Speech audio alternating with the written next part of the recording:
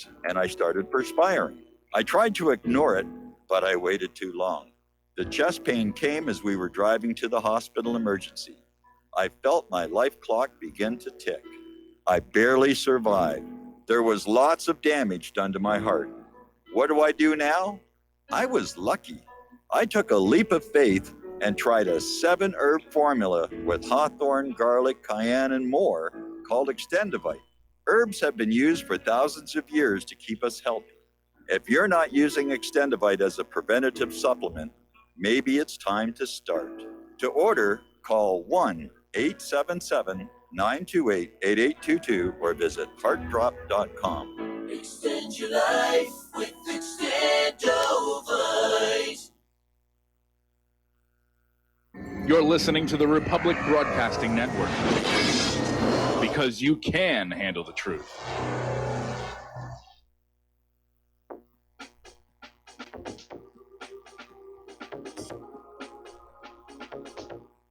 What really happened with your host, Mike Rivero. You're listening to the Republic Broadcasting Network, where you'll find out what the Fukushima's going on. And aloha, America. Welcome to our show today. It is Friday, March 1st, 2019. Thank goodness it's Friday. Thank goodness it's Friday. Thank goodness it's Friday. It's been a heck of a week. And it only looks like things are just going to get even more crazy and weird from this point on. But at least it's Friday and we've got a weekend. We can unwind a little bit, look back, and take a deep breath before we plunge back in next Monday. And speaking of taking a look back, we can see the pattern forming up here. You know, back in 2003, when the U.S. wanted to invade Iraq, they came up with a bunch of lies about weapons of mass destruction. Same thing with Libya in 2011. Same thing with Syria, Assad's gassing his own people. Yemen, still involved there. Ukraine in 2014, Yanukovych is killing his own people. And now Venezuela, where they're out there saying, oh, it's a humanitarian crisis. We must intervene. Those poor Venezuelans, they're starving because of the sanctions that we put all over them. But again, that evil Maduro made us put those sanctions on him, mommy. So it's just more of the same thing that we have seen time and time again. The U.S. government and corporations covet the resources of Venezuela. The U.S. government resents that Venezuela won't do as it's told. And so it looks like war is on its way here. Story coming out of Global Research. Right now, the U.S. sanctions on Venezuela are probably worse than the Iraq sanctions before that war started. And all this talk about humanitarian aid shipments to Venezuela, they never mention how tiny a fraction this aid is relative to the devastating damage that U.S. sanctions against Venezuela have caused. Which, you know, it's hypocritical for the United States to crush Venezuela's economy with sanctions and then come on in and say, here, we're going to give you a few crumbs. Although hidden inside the crumbs are things to support the opposition here. Now, Mike Pence, basically at a meeting of the Lima Group in Bogota, delivered this bellicose speech, basically saying, war in Venezuela is coming. There is no turning back. And the remarks were timed to coincide with that U.S. orchestrated provocation at the Venezuelan border last weekend. And Pence went on to say, all options are on the table. We have seen the same story before. Pence said, a new day is coming in Latin America, in Venezuela, and across the Western Hemisphere. There's a dead giveaway. It's not going to stop in Venezuela. Socialism is dying, and liberty, prosperity, and democracy are being reborn before our eyes. Well, okay, Mike, here's your rifle, and here's your parachute, and here's your day-glow orange jumpsuit left over from the CIA's torture centers. Watch your head climbing into that transport, and we're going to call Maduro and tell him you are on your way all by yourself to kick his butt. And the rest of us, we're going to sit this next one out because we, the American people, are sick and tired of being lied into these wars time and time and time again. And we know this has nothing to do with democracy and has nothing to do with humanitarian aid. It has to do with controlling Venezuela's oil, which is the largest oil reserves on the planet Earth. And again, Pence's comment about across the entire hemisphere gives it away. It's not just going to be Venezuela. And if Mike Pence is really opposed to socialism, he ought to be taking a closer look here at the United States of America, because we are headed well down the road to socialism. Okay, we're going to take a phone call now. Steve Elkins, aloha. Welcome to the show. What's on your mind? My dog's going crazy here, Mike. I have that question, effect on dogs. I think 2 days ago you were talking about the U.S. military, U.S. Navy being in the Taiwan Strait, the South China Sea, and our U.S. Navy. Yes. Evidently provoking China for a military action response. While supposedly we're supposed to be either easing up on the tariffs or maybe eliminating the tariffs and trying to find a fair trade deal with China, has there been any excuse given or any reason given for why the U.S. military is in their waters? The U.S. military just says it's a freedom of navigation exercise, but the timing is just too cute. And it's another indicator that our government is really badly factionalized, that there's a large part of the government. In fact, we have an article that's in the talking points later on, where at this point, the U.S. government is breaking into two camps: those who want to confront Russia and China right now, and those who do not. And I think, obviously, the military is under the control of that camp that wants to provoke a military confrontation, and they don't care if the trade talks collapse. Now, are there any laws that the United States is breaking right now by being in those waters? I mean, I would assume you have to have permission. Is like if they were in the Atlantic or the Pacific, they would have to be in international waters, and they were closer than that, they would have to have some kind of approval as from the United long as States. they I mean, are we 12 must be miles violating some away laws, from right? either coastline, they're considered to be in international waters. Okay. That's it for me, Mike. Thanks. Appreciate All it. right, thanks an awful lot. We're going to let you go. But it is still clearly meant to be a provocation. Okay, we're going to do a shout out now to our on-air affiliates who are just now rejoining the network here. And Elliott Abrams has got a really tough job. I mean, 2 weeks ago, when he was going through his, I guess, confirmation, if you will, newly elected Congresswoman Ilhan Omar, referencing Abrams' involvement in the Iran-Contra scandal, asked, "Why should we trust you?" A valid question. And he fumbled his way through that one. The only thing that saved him was the corporate media, who predictably accused Representative Omar of being an anti-Semite, because Elliott Abrams is Jewish. So earlier this week, Russian envoy Vasily Nebenzia called out Abrams in front of the UN General Assembly, noting that in the 1980s, Abrams had schemed to smuggle arms to Nicaraguan death squads disguised as humanitarian aid, and said that's exactly what he's trying to do again by forcing U.S. humanitarian aid into Venezuela. And forget all the other aid that's coming on from all the other countries. No, you will accept the U.S. aid. And don't forget, in the aid trucks that were burned at that defunct bridge, they did find construction materials for the building of barricades, something the opposition would need. Now, Venezuela's opposition leader, Juan Guaido, who's in Brazil, is now vowing he will return to Caracas despite the threat of being thrown in prison. Now, obviously, he cannot lead his opposition from Colombia, or actually he's in Brazil right now. He has to be there seen to be leading the opposition, but he did violate a court-imposed travel ban to leave Venezuela. And so now Maduro has a legitimate reason to throw him in jail, at which point the United States is going to scream, humanitarian crime or some other such situation here. And again, the lies are going on here. Guaido is this U.S. educated and presumably CIA trained opposition figure that most Venezuelans had never heard of until recently. Before he stood up in the assembly and declared himself president, only 20% of the Venezuelans had heard his name. And he's described in the corporate media as the internationally recognized president of Venezuela. And that right there is another corporate media lie. Guaido is recognized by the U.S. and some U.S. allies, but the vast majority of nations on earth continue to recognize the government of President Maduro as the legitimate authority. Now, Maduro was inaugurated on January 10th for the second time as an elected president. And that's when Washington began to crank up its regime change apparatus in the country. Apparently, they expected Maduro's opponent to win, and it didn't happen.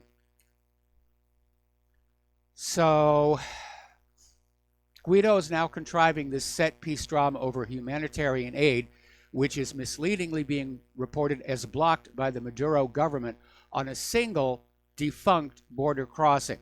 The bridge was built in 2015. It's never opened due to an ongoing dispute between the two countries. It's blocked at both ends.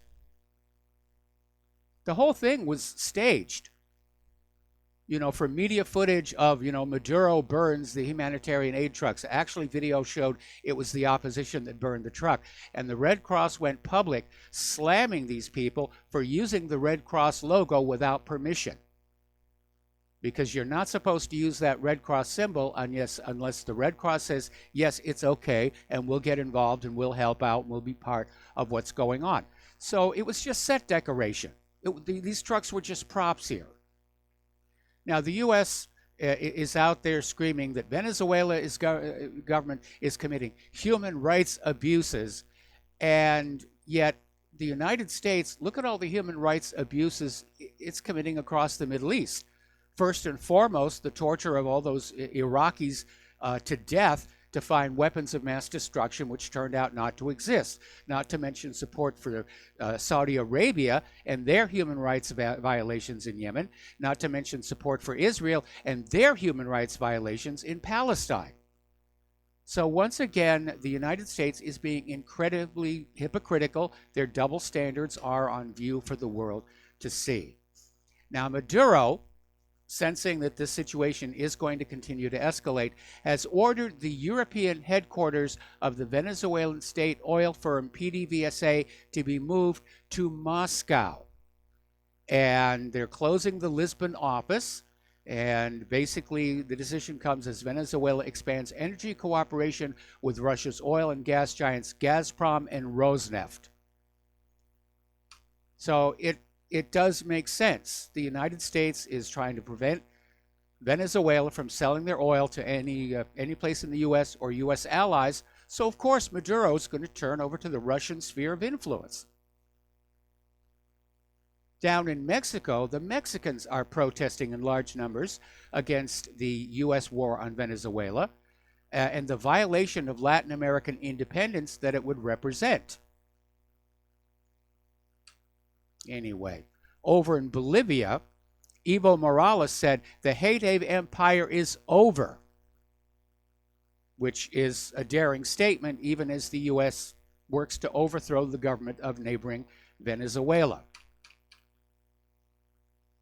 Now, over in Pakistan, they have released the captured Indian pilot Abhinandan Varthaman, and he was shown on TV crossing the border back into India after he was released by Pakistani authorities.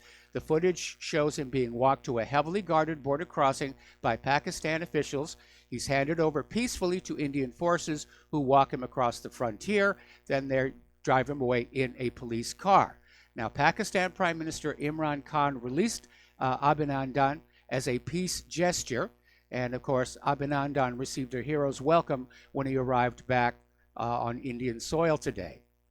So, hopefully, Imran Khan's gesture will get everybody to maybe take a deep breath and back off. But there's still a lot of arms and personnel gathering on that line of control. And so we'll see what's going to happen. Pakistan did threaten that there was going to be a retaliation for the attack. by India, which India claimed was an attack, a retaliation for an attack by a terrorist group. Now, the terrorist group has taken credit for the attack and said, yes, we did it. Over here, look at us, we did it, our bad. But India immediately said, oh no, it's Pakistan. It's definitely Pakistan's behind all of this. So what's really going on in the back channels? And it turns out that Israel is actually a major player in this escalating conflict with Pakistan. For months, Israel has been lining itself up alongside India's nationalist BJP government in an unspoken and politically dangerous anti-Islamist coalition. And it turns out that India has become the largest weapons market for the Israeli arms trade. So if Israel would like to sell more weapons, another false flag terror attack inside India. India attacks Pakistan. The war is on. Israel is making money. Now, a lot of people are questioning some of the reports coming out about this dogfight that took place between India and Pakistan and involved a large number of planes. But one of the reports was that India claimed one of its MiG-21 fighter jets shot down a Pakistani Air Force F-16. And a lot of people are saying, boy, that just doesn't sound right. I mean, the MiG-21 is a generation earlier. It was first used in 1959. And the F-16 has more modern equipment and systems. But military experts are saying that really it's really up to the pilot. That if you've got a really good pilot in the MiG and a not so good pilot in the F-16, it's not beyond the realm of possibility. And this is coming from Mikhail Khodorkovsky, that's it, military expert and retired colonel who served in the Russian Missile Defense Forces, as told to Russia Today. And just to show you how incredibly bizarre and silly all of this is getting, there was an article that came out in the Washington Examiner explaining how a nuclear war between India and Pakistan could reverse human-caused global warming. And they're saying, yes, it would be a bad thing. There'd be a horrible death toll and humanitarian crisis, but all that dust and dirt thrown up into the air, which I would like to remind everybody would be radioactive, would, reduce sunlight getting to the surface of the Earth. It would trigger a nuclear winter and global warming would be over. Well, sitting here in Hawaii, where it is unusually cold, I can tell you global warming actually is over already. And by the way, unless that dust and debris thrown into the atmosphere is white, it will absorb solar radiation to the exact same degree that it would if it was still sitting on the ground. Okay. Over in Syria, there is a growing fight over what is being called the safe zone, with the United States wanting to keep their forces there to protect the Kurds from Turkey, Turkey wanting to administer it, and now Syria and Turkey are talking about reviving a treaty that was signed back in 1998 called the Adana Agreement, in which both Syria and Turkey would agree to stay out of that Kurdish area. And to nobody's surprise, the United States is attempting to block efforts to revive the Adana Agreement because they want to stay on in there. A Syrian official is saying that it is U.S. military forces and their allies that are responsible for the humanitarian crisis at the Rukban refugee camp. And that, in point of fact, American troops are preventing residents from leaving the site to go toward government-controlled areas. So that's what's going on. Anyway, he stressed that the Damascus government is prepared to take responsibility for a safe and decent return of displaced people to their hometowns. They've basically opened up these safe transit corridors for these people to use in the Rukban camp. The Americans won't let them go.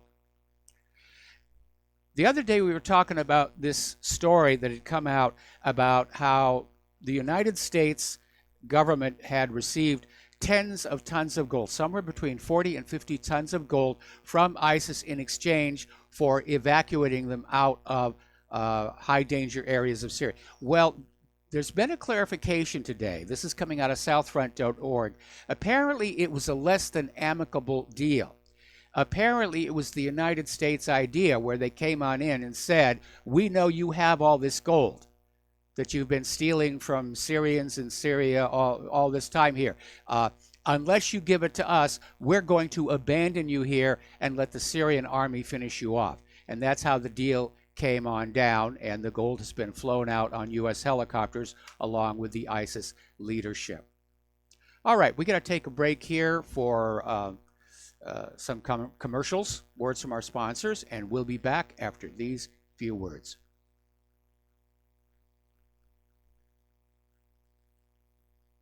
And I'm not hearing the music. There it is.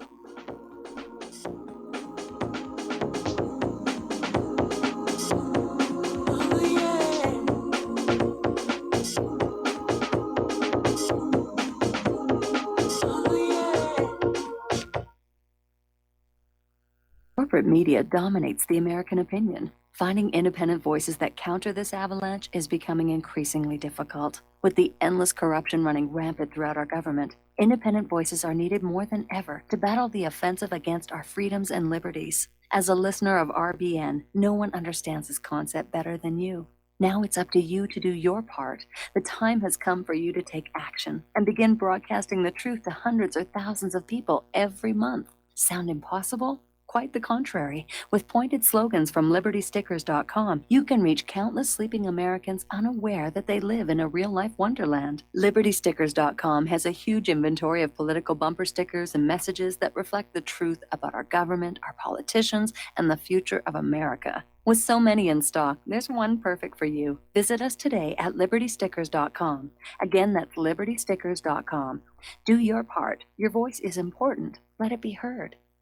Folks, we're living in a world the likes of which we've never perceived any clearer than we do now. The plan for global governance has been in the works for generations and would have likely been achieved by now, but for the fact that the globalists left open their Achilles heel. With all their tools, Federal Reserve System, fiat currency, no child left behind, and then Common Core education introduced to our schools to dumb us down, vaccines, pharmaceuticals to lobotomize us, GMO foods, insertion of compromised or bought and paid for politicians, judges, mainstream media propaganda, all pieced together like a puzzle designed to ultimately bring the world under submission. But with all their strategy, they forgot one thing: knowledge. And knowledge is power. With knowledge, their bombardment is nullified. Folks, with that, as brilliant and knowledgeable as you've become, among the wisest audience of any radio audience in the world, and you are, I want you to take a moment to reflect and ask yourself, how much of that knowledge did I obtain from Republic Broadcasting Network? How high has my consciousness been raised since I've been a listener? How fast am I now able to discriminate truth from fake news by being a Republic Broadcasting listener?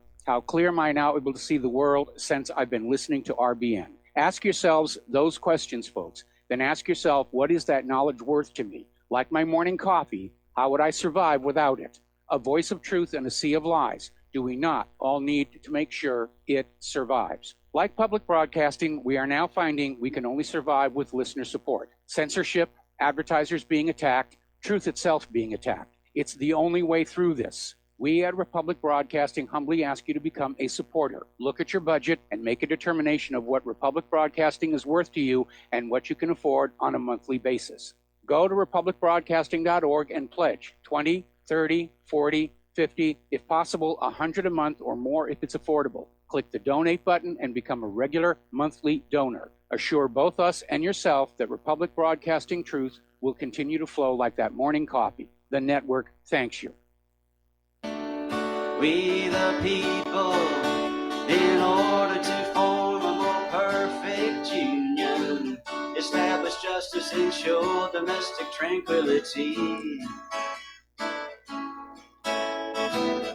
provide for the common defense, promote the general welfare, and secure the blessings of liberty to ourselves. And aloha, Mirko. Welcome back to our show here. And if you would like to support Republic Broadcasting, and folks, I'm not kidding, we really need it. The postal address to send a check, money order, or if you prefer anonymity, cash, is Republic Broadcasting Network, 2251 Double Creek Drive, number 302, Round Rock, Texas, 78664. The phone number where you can make a credit or debit card donation or pledge to be a recurring subscriber is 800-724-2719, extension 1 during business hours, extension 3 at all other times. Getting on back to the international news, which mostly consists of war zones here, there is a newly proposed peace plan for Afghanistan, which suggests cutting the U.S. contingent in half immediately and withdrawing the remaining forces in 3 to 5 years. This is basically the United States leaving Afghanistan really slowly, so you don't get the impression that we lost that one along with Syria. Okay. But we did. We absolutely did. Speaking of Afghanistan, China's defense ministry is denying reports that they have a military presence in Afghanistan. They're cooperating militarily with Tajikistan, and cooperation between the two is in line with international law and related resolutions passed by the UN Security Council, said ministry spokesman Ren Guoqiang. However, Ren said there was no Chinese presence in the adjacent Wakhan corridor belonging to Afghanistan. Maybe that was going to be the propaganda to derail the withdrawal plan. All right, let's see. We're going to go back here to the phones. Tom in Indiana, aloha. Welcome to the show. What's on your mind? Aloha, Mike. I must apologize. The last time I called you, I must have gotten a dead spot, and you were going, hello, hello, hello, and I was trying to yell and yell and yell, and you couldn't hear me, so... It's not that I didn't ignore you. I just couldn't get a cell up or something here. Well, I hear you just fine now. Good. There's something that irritates me, and I don't know if it irritates a bunch of other people that are in my age group. You see, we went to Vietnam, and I was there in 1969 and 1970. And during that time, I wasn't a hero or anything like that. But I will say that we didn't lose the war there. Okay. Nobody kicked us out of there when I was there. In fact, I'm sure nobody kicked us out anywhere. Everywhere we went, we won whatever battle it was. Okay? We weren't kicked out of there. So as far as us losing, the Vietnam veterans did not lose the war. When you categorically say we lost in Vietnam, that's like saying we lost in Afghanistan or Syria or any other of these places that we've been. You know, it's a direct insult to the people that were there, because when you're there, you're not kicked out. You're there because they told you to be there, and you have to defend your position and yourself when you're there. You know? Well, so Tom, you just hit the nail on the head. First of all, there's a big difference between winning a battle and winning a war, and with the U.S. leaving Saigon with a bunch of Marines dangling underneath a helicopter, that's not a graceful exit. It wasn't the soldiers on the ground who lost the war. It was the military command and the government, because they wanted the war to drag on, basically to justify more military spending. But in the end, it was bad planning and bad policy, mostly by the Johnson administration, that lost that war. But you have to be honest, we did not win in Vietnam. I'm just telling you, it's a slap as far as in the face of the people that were there, just for you to say that we lost. When we were there, the time that we were there, everybody was there for a year. The time we were there, we were there. The other thing I wanted to talk to you about, too, is you're talking about Venezuela. Back in 1969, when I went to Vietnam, do you know how many people in the United States spoke Vietnamese? Probably not even a half of a 1%. Now, as far as speaking Spanish today, I'd say 1 out of 10 people in the United States can speak Spanish. Would you agree with me or not? I would tend to agree with you. You know, in certain areas like Los Angeles, it's probably 1 out of every 2. Okay, well, they teach Spanish in school around in my area here, so yes, it's like another thing. You know, some of the words. Now, if you're going into a country and try to win the minds and spirits of the people, and you don't know the language or the customs, that's another thing that you have to worry about. We have our customs and our language is so foreign to Vietnamese. It was like, how do you win the hearts and minds and souls of these people when you can't even communicate with the people? You know? Well, do you It's not remember the same Colson's thing as Law? Venezuela, though. Do you remember Colson's Law? This was a sign that was on the wall at Chuck Colson's office at the White House. When you've got them by the balls, their hearts and minds will follow. And that was exactly the attitude that the administration had toward fighting that war in Vietnam. Anyway, Tom, I apologize if your feelings got hurt, but we did lose that war. We got to take a break for commercials, and we'll be right back.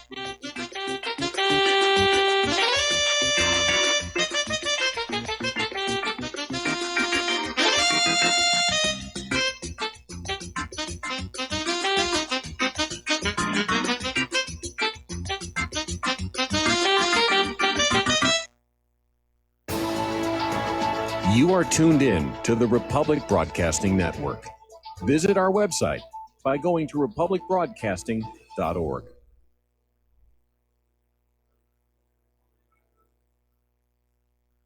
Homeowners, are you in foreclosure, expecting to be served with a foreclosure lawsuit, or suspect your lender has coerced you into an illegal mortgage transaction?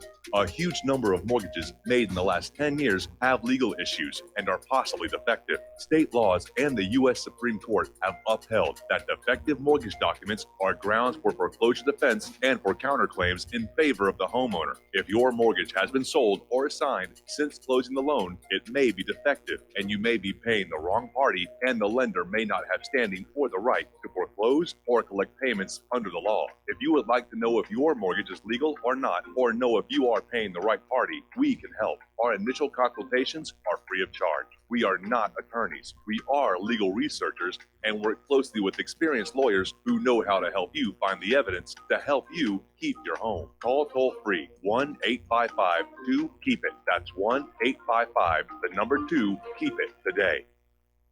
Tired of being lied to by mass media? It's growing more and more apparent today that news is received less and less through standard media outlets. Even with a growing audience every day, RBN is beginning to direct more efforts into social media. Social media and the use of the internet is fast becoming the primary source of people for news, regardless of demographic. RBN has set out to provide some of the best news on the internet through republicbroadcasting.org, and also has begun to use the tools to our advantage by way of social media. Republic Broadcasting is now operating a Facebook page to function as yet another avenue to have our collective voice reach new audiences across not only America, but across the globe as well. The Facebook page features not only news, but also an RBN player to listen to our broadcasts.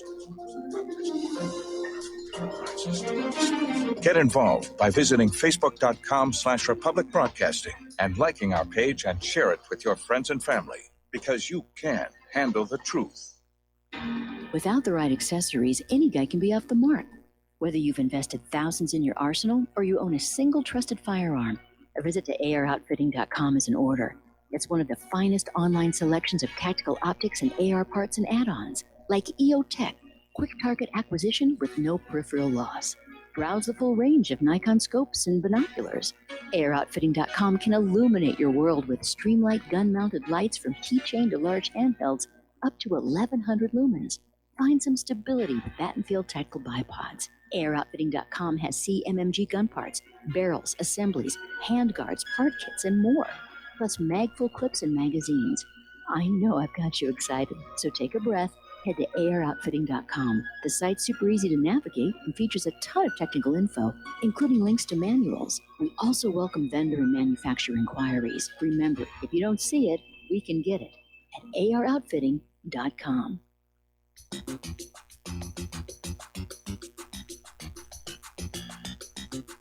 Welcome to What Really Happened Radio. Visit us online at whatreallyhappened.com. And now, set your eyes on the future and let's consider what really happened. And aloha, America. Welcome back to our show. And boy, the phone lines are loading up now here. We're going to start with Dustin in New Jersey. Aloha, Dustin. Welcome to the show. What's on your mind? There's winners and losers and everything. And the North Vietnamese general knew they won the war is when all those guys was hanging from the helicopter. That's when they won and we've lost. You know, it's like a baseball game. Yes. You lose on the field, you walk off the field. If you win on the baseball field, you're all cheering, your team won. You left, you know, it was a political and economical decision, I say, at that point. You know, but you know who the real losers are, Mike? The American people for allowing this crap to go on in the first place. The winners are the oligarchs that sent you to the war in the first place. True. And it's been going on ever since, Mike. Vietnam, Iraq, Syria, this, that, here and around Venezuela. When are people going to wake up? The loser are us. Yeah, they are. Obama And from the point of view of the military-industrial complex, they won the Vietnam War because they made a ton of money off of it. But Obama's kids, Bush's kids, Clinton's kids, none of them went to any of these wars. When are people going to get that? We're the losers. We're getting sent like cannon fodder over there for their economic gain, per se, you know? Yes. I mean, yeah, I mean, it's very easy to figure out what's going on now, you know, when, you know, where you have, like, you know, independent media exposing everything. Yes. And I wanted to talk about India and Pakistan, Mike, but I'll call back next week and talk about that. I'll listen to some more callers. All right, Have a yeah, good show, because Mike. we got a lot of callers on the line right now here, and we're going to switch over to Frank in North Carolina. Aloha, Frank. Welcome to the show. What's on your mind? Well, you know, that comment that you made and the little dispute you had with the caller, difference of opinion about the winning or losing of the Vietnam War, and I would agree maybe in the classical sense it was a loss, but I think it was a great success in one way. It tore the country apart, and that seems to be what the quote-unquote elites always want to do. I mean, that's what Barack Obama's 8 years of presidency did. It ripped this country apart. I don't think all it was under the guise of necessarily how- intentional during the Vietnam era. I mean, certainly we had COINTELPRO that was trying to pit Americans against each other, but it was targeted on the anti-war movement. Because when you're waging war against another country, you basically need the support of your civil population to bear the burden and hardship that war brings. You know, Vietnam did divide the country, and in the end, it was simply that the American people simply reached the point where they weren't going to support it anymore. Well, it killed a lot of people, and I'm sure they wished it would have killed a whole lot more people on both sides. But I guess they could only get away with it for so long, because I believe one of the aims, one of the goals of these wars is to kill a bunch of people off. I mean, it's just one of the ways they kill the population. But what do you think would happen today if they did try and reinstate the draft? And as we discussed briefly the other day, you know, with the young men and women, if they reinstated a mandatory service for war. I think we would see the American people finally snap out of their torpor, and you know, because after 17 years of war, everybody's sort of kind of gotten used to it. Yeah, there's another war, and here's another war, and everything. I think they'd snap out of that, and I think there would be a huge pushback where Americans would finally have to confront all these wars and really examine what were they fought for, what was the real reason that we have gone into all these countries, why we have our military in 39% of the countries all over the planet. And I think after that moment of self-realization, I think there would be a tremendous outrage, because that's certainly what happened in Vietnam, because prior to the draft being reinstated, most people couldn't even find Vietnam on a map. And then the draft was reinstated, and everybody, wait a minute, you're coming for my kids? No, we're not going to let this happen. Yeah, I tend to agree with that assessment. Well, once they would have skin in the game, I think they'd be out in the streets saying, not my daughter. Not Yes. my daughter, not my son. Yeah, I tend to agree. Okay, thank you. All right, we're going to switch over to Peter in Los Angeles. Aloha, Peter. Welcome to the show. What's on your mind? Yeah, Mike, this really wasn't why I called, but there's a famous book by a guy named Colonel Harry Summers, who wrote a book called On Strategy, Clausewitz in the Vietnam War, and he was a delegate to the Paris talks with the North Vietnamese at the end of the war. And he went up to one of the North Vietnamese delegates, Summers did, and said, we never lost a battle. And the Vietnamese general turned to him and says, that's true, but it's also irrelevant.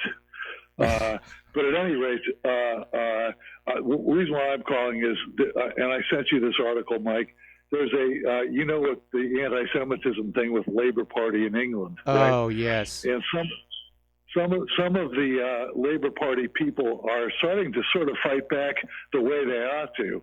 And with all the UN stuff on Israel being found, findings of war crimes and all the stuff against the Palestinians just recently, right? Yes. They're saying because you see a lot of these volunteers that have gone to fight for ISIS, and they're not allowed back in the country, right? Yes. And so now when they're linking the war crimes to Israel, they're saying, listen, you shouldn't be allowed back in the country either if you're one of those. By the way, there's more British Jews serving in the Israeli army than there are in the British army, as there are more American Jews serving in the Israeli army than the American army. But at any rate, you shouldn't be allowed in the country either. With war crimes and all that. I thought it was great. So, just wanted to hear what you had. Did you have a chance to read that? No, I haven't read that book. I've read von Clausewitz, his original writings, but not Summers' book. But that North Vietnamese general was absolutely correct. Your past successes and failures generally are irrelevant. And it's almost a gambler's fallacy. I'm on a winning streak, I should keep gambling. No, every time you roll the dice, it's the same odds that you might win or lose. And you can't sever the battlefield can be severed from the political results, and that's what he was getting at. Of course, we won on the battlefield, but what does that matter? We lost politically in a huge way.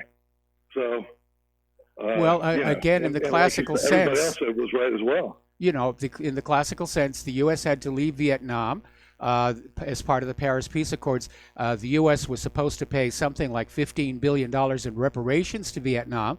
The U.S. reneged on that, which is why Vietnam kept the POWs. Yeah, there's a good story about how those relations with Vietnam got reinstated. It has to do with Ron Brown and the Clinton administration. Have you ever heard that one? I heard some rumblings about it, but please enlighten us. Well, Ron Brown at the time was the chairman of the Democratic Party and had just been put back in the Clinton cabinet as the Commerce Secretary. Yes. Of course, he was, in my opinion, assassinated like 2 years later. But it turned out that Vietnam had contributed, North Vietnam, or now Vietnam, had contributed hundreds of thousands of dollars to the Clinton campaign and for the recognition. And one of the things that was because Ron Brown, as the bagman, head of the DNC, was being investigated. One of the things when he died, investigated over, were these illegal contributions from Vietnam in order to get, most favored nation status restored to them. Yes, so, I remember that now. Know.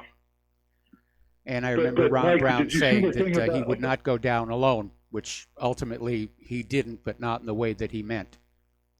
Yeah, he went down with a whole plane load of people. Yes. But Mike, did you get a chance to read that about the Labor Party and saying that the people who are serving British subjects serving in the Israeli army should not be allowed back? Well, I've been reading about that. In fact, I think we have one in the talking points a little bit further in.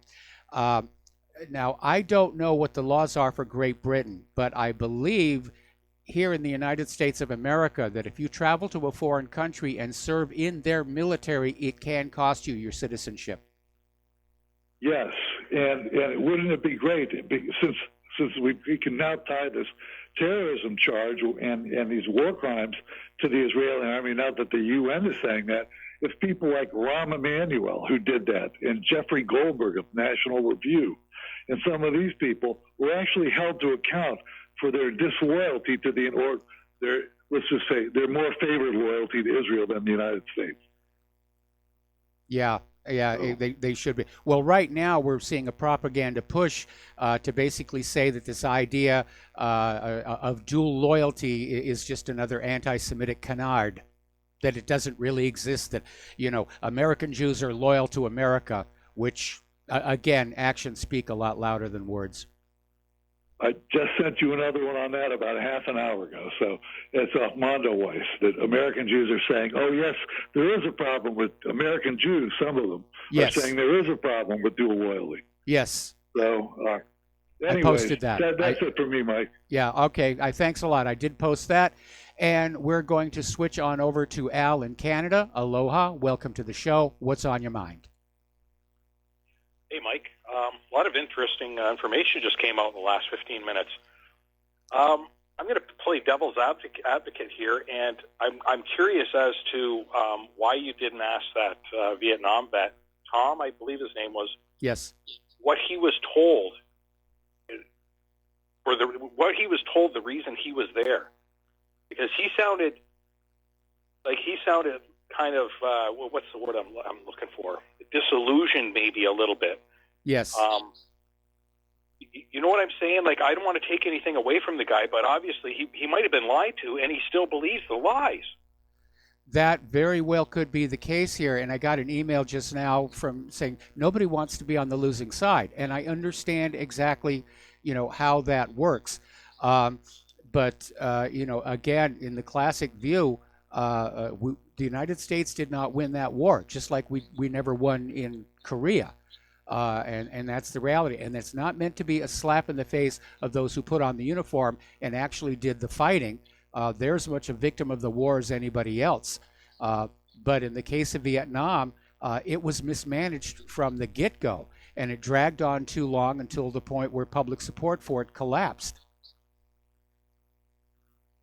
Yeah, it almost seemed like a push from the military-industrial complex to really take a lot of power for themselves and to call the shots. And obviously, we can see what's happening. I mean, Eisenhower warned if this was going to happen, and I mean, look at it; it's just a mess now. Yes.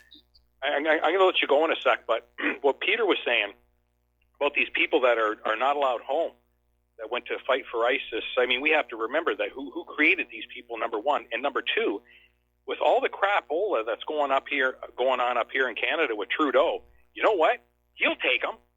He'll bring them right into this country and feed them for years, because he needs the votes. Come on in, people. I'm sure Trudeau is probably tweeting Canada's this as a I'm beautiful talking. country. That's a nice place to live if you don't mind the snow and ice in the winter. Well, there are a lot of, when you think about it, like I live in the southern part of Canada, we're actually not as far north as a lot of the United States, but but anyway, thanks. You know what? Thanks a lot, Mike. The last callers that just called in, I love you guys. Keep calling. Thanks a lot. All right, thanks an awful lot. Same sentiment to you, and we're going to switch over to Mark in North Carolina. Aloha, Mark. Welcome to the show. What's on your mind? Mike, I just wanted to remind people what we were told, and we were told a lot of the same garbage today with all the Middle East wars and all that. We got to fight them there, otherwise we're going to have to fight them in the streets of L.A. and New York, wherever.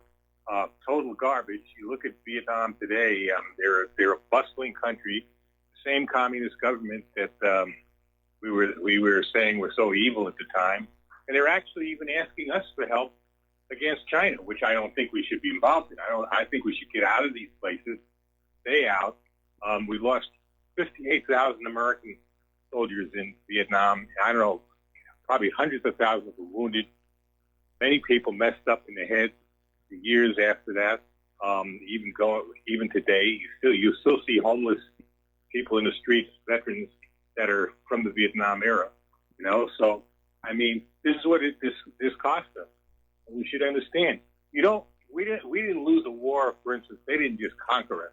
Okay, we did leave on our own, power. But by the way, the people who were hanging on to those helicopters, the war had been over already. Those are people basically being evacuated, Vietnamese that wanted to come to the United States. But the thing is this: we didn't accomplish what this government wanted to accomplish, whatever that was. Okay, they still became a communist nation, and they're a communist nation today, and they're doing very well today with communism, which is so that kicks some of this stuff about socialism can't work and all that in its teeth, because it seems to be working very well over there. So that's basically what that was about, and we should learn already and stop it when they tell us we got to fight them over there, so we don't fight them over here. Throw that away. Don't listen to that. And if you want to go into the military today, understand what you're doing before you go in. That's all I can say. Yeah, absolutely. And again, I like to go back to that essay, pamphlet, it's not quite a book, by Marine Corps Major General Smedley Butler called War is a Racket.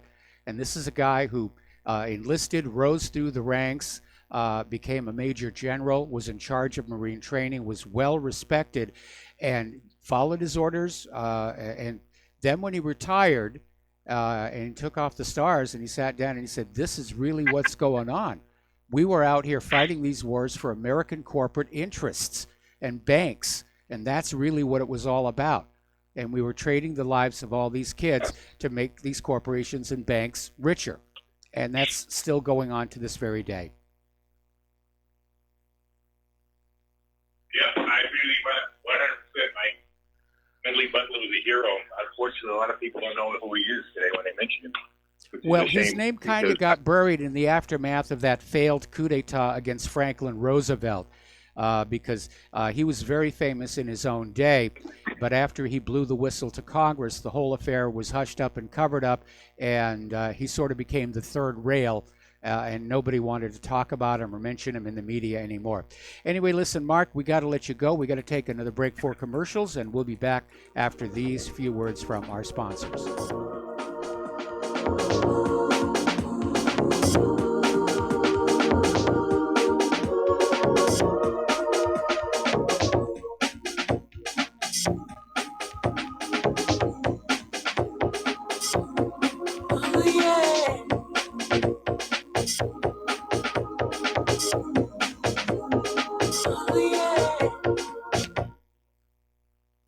Do you worry a lot? If you're forgetful, nervous, moody, or overwhelmed, chances are you're not protecting yourself from the ravaging effects of stress and anxiety. No matter the cause, ongoing stress and elevated levels of the stress hormone cortisol can rob your memory, your health, your quality of life, and your future. Now you can combat the effects of stress and anxiety while improving your memory and recall at the same time with the dietary supplement Calm and Clever. Studies show that the ingredients in Calm and Clever reduce cortisol by as much as 30% in as little as 1 to 2 weeks and increase your ability to recall facts, names, and numbers in 4 to 12 weeks. Calm and Clever was created by scientist Kurt Hendricks, a principal investigator in 2 NIH-funded studies on Alzheimer's disease. Try Calm and Clever for 2 months. You'll feel the difference. Call 1-800-758-8746 or go to calmandclever.com.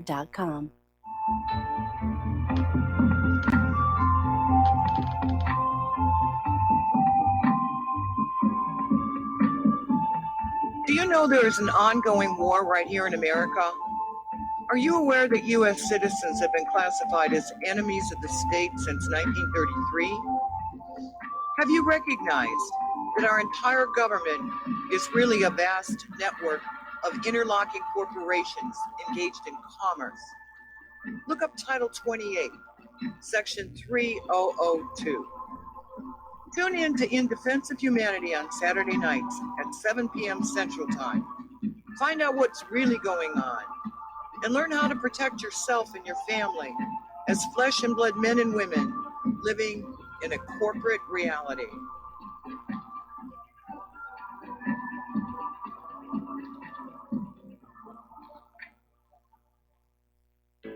Many people write us about their experience with Extendivite. Allow me to read you some from Amazon.com. It really does work like the review says it does. I cannot believe that after the first few days, I didn't feel as sluggish or clogged up. It has had a profound impact on my physical, emotional well-being. I'm skeptical as most people about products and their claims, and I never write reviews, but this is a wonderful product and I recommend it to everyone.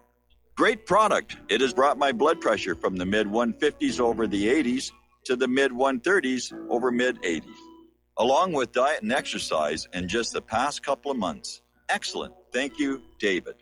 Tell us your story. Get Extendivite today. Call 1-877-928-8822 or visit heartdrop.com.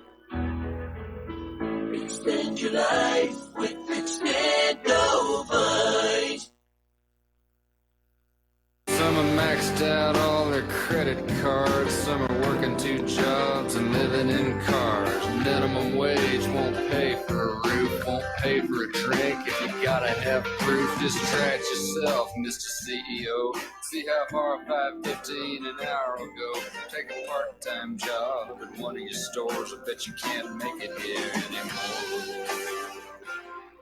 And aloha, America. Welcome back to our show here and getting back to the international news here.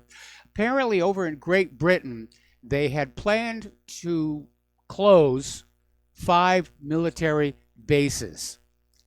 And now the Ministry of Defense is canceling the base closures due to the Skripal poisoning case. That's the excuse that they're using to basically say we're going to spend more money on the military here.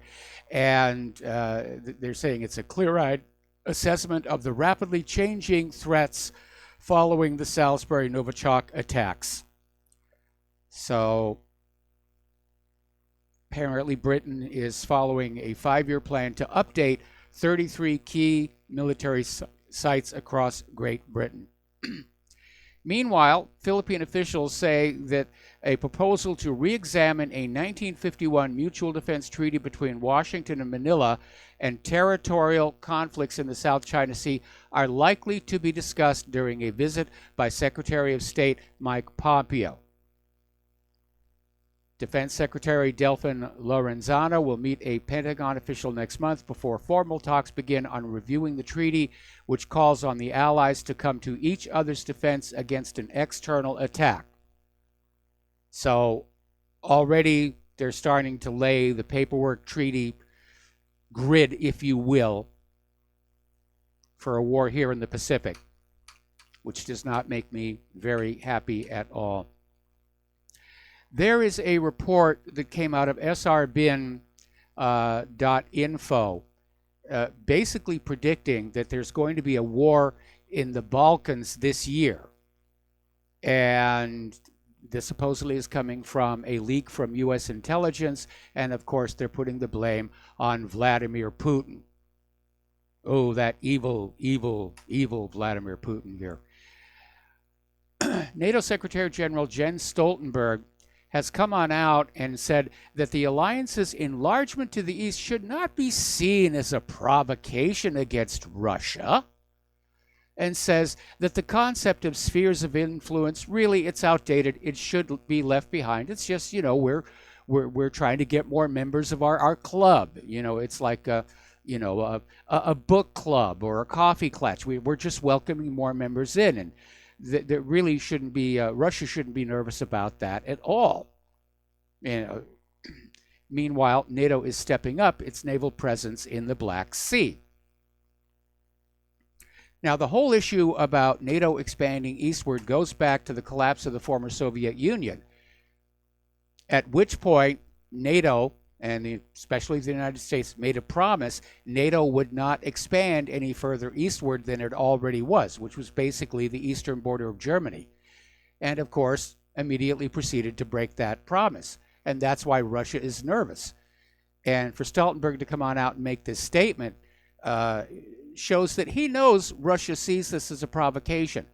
And we all know that Russia is not going to take NATO's assurances that this is not a provocation, not with all the weapons and personnel that have been flooding into Europe over the last year. We're going to take a break for station identification, and we'll be right back.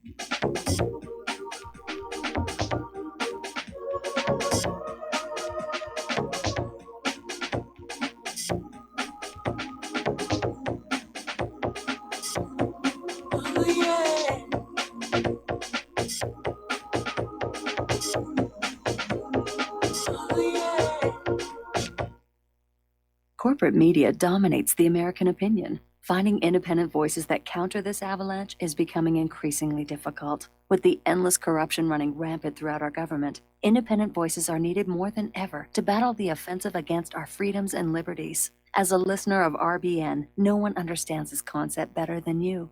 Now it's up to you to do your part. The time has come for you to take action and begin broadcasting the truth to hundreds or thousands of people every month. Sound impossible? Quite the contrary. With pointed slogans from LibertyStickers.com, you can reach countless sleeping Americans unaware that they live in a real-life wonderland. LibertyStickers.com has a huge inventory of political bumper stickers and messages that reflect the truth about our government, our politicians, and the future of America. With so many in stock, there's one perfect for you. Visit us today at LibertyStickers.com.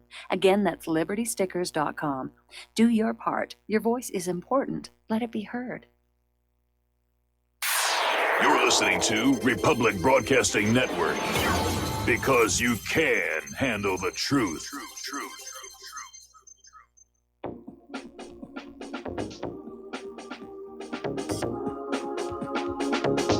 What Really Happened with your host, Mike Rivero. The history the government hopes you never learn. Here is your host, Michael Rivero. And aloha, America. Welcome back to our show, hour number 2. The phone lines are open, 800-313-9443. And I forgot to mention it at the top of the show. Yes, the lovely Lady Claire will be here in hour number 3. Okay, here's a little bit of Beck's that came out of the American Conservative. And it was headlined how an anti-Semitic attack marked the end of the yellow vests. And they're basically talking about this assault on Alain Finkielkraut in Paris last weekend and saying it marks the end of the yellow vest as a social force we could be hopeful about. Well, the violence and the anti-Semitic acts are being carried out by agent provocateurs who've infiltrated the yellow vests to carry out these actions specifically so the media could demonize and marginalize the yellow vests. I don't think they're going away. I think once the people start moving, they keep on moving. Do you realize we're coming up on the 1-year anniversary of the start of the Great March of Return? Every single Friday, despite all the people being killed, crippled, and wounded. And now, of course, we have the United Nations, which is calling for arrests over the actions of the IDF against those protesters, saying that they may have committed war crimes and crimes against humanity by using lethal military force against unarmed protesters in Gaza. And as a matter of fact, they're now talking about making a referral to the International Criminal Court at The Hague. And it's great that somebody is finally calling Israel out for doing what it's doing, and they're getting company, because up in Geneva, there is another organization, Euromed, that is slamming Israeli violations of Palestinian rights in Jerusalem. And they're documenting continued and excessive human rights violations committed by Israel against Palestinians just within the last month. Now, Sarah Pritchell, Euromed spokesperson, said the Israeli authorities continue their policy of restricting freedoms of the Palestinians in Jerusalem and preventing them from holding activities or events that reflect the Palestinian identity. Now, yesterday, Israeli warplanes hit Gaza. And today we're finding out Israel's justification for it. Apparently, there was an explosive balloon that was launched from Gaza, and it damaged a house. And I saw a photo of the damage. It broke a window. That was it. And of course, we don't know if the balloon was launched by an agent provocateur. And so in response, IDF fighter jets and attack helicopters struck a number of targets in a Hamas military compound. Okay, more and more is coming on out about Donald Trump's deal of the century between Israel and Palestine. And the most important thing is it does not include a Palestinian state. Now, the peace plan will propose establishing Palestinian autonomy in the Gaza Strip, with political and economic links to the West Bank. The Jewish settlements will remain under Israel's jurisdiction, but will not be expanded. And if you think Israel is going to comply with that, I've got some of Saddam Hussein's nuclear weapons to sell you. This thing is a total giveaway to Israel. The Palestinians aren't going to go for it either. They want their state. They were promised a state of their own, not just by the United Nations, but even by Israel itself back when Israel was created. They only want what was promised to them. Now, Netanyahu, as you're already aware, is looking at indictments for bribery, fraud, and breach of trust. And apparently, the High Court rejected a last-ditch attempt by the Likud party to scupper the recommendations until after the April 9th elections. Now, the indictments recommended by Mandelblit will be subject to a hearing beforehand, and that's going to be the last possible moment where Netanyahu can avoid being charged before the elections. Meanwhile, his opponent, Gantz, is saying to Netanyahu, you should step down and fight your legal battles out of office. So that's heading up.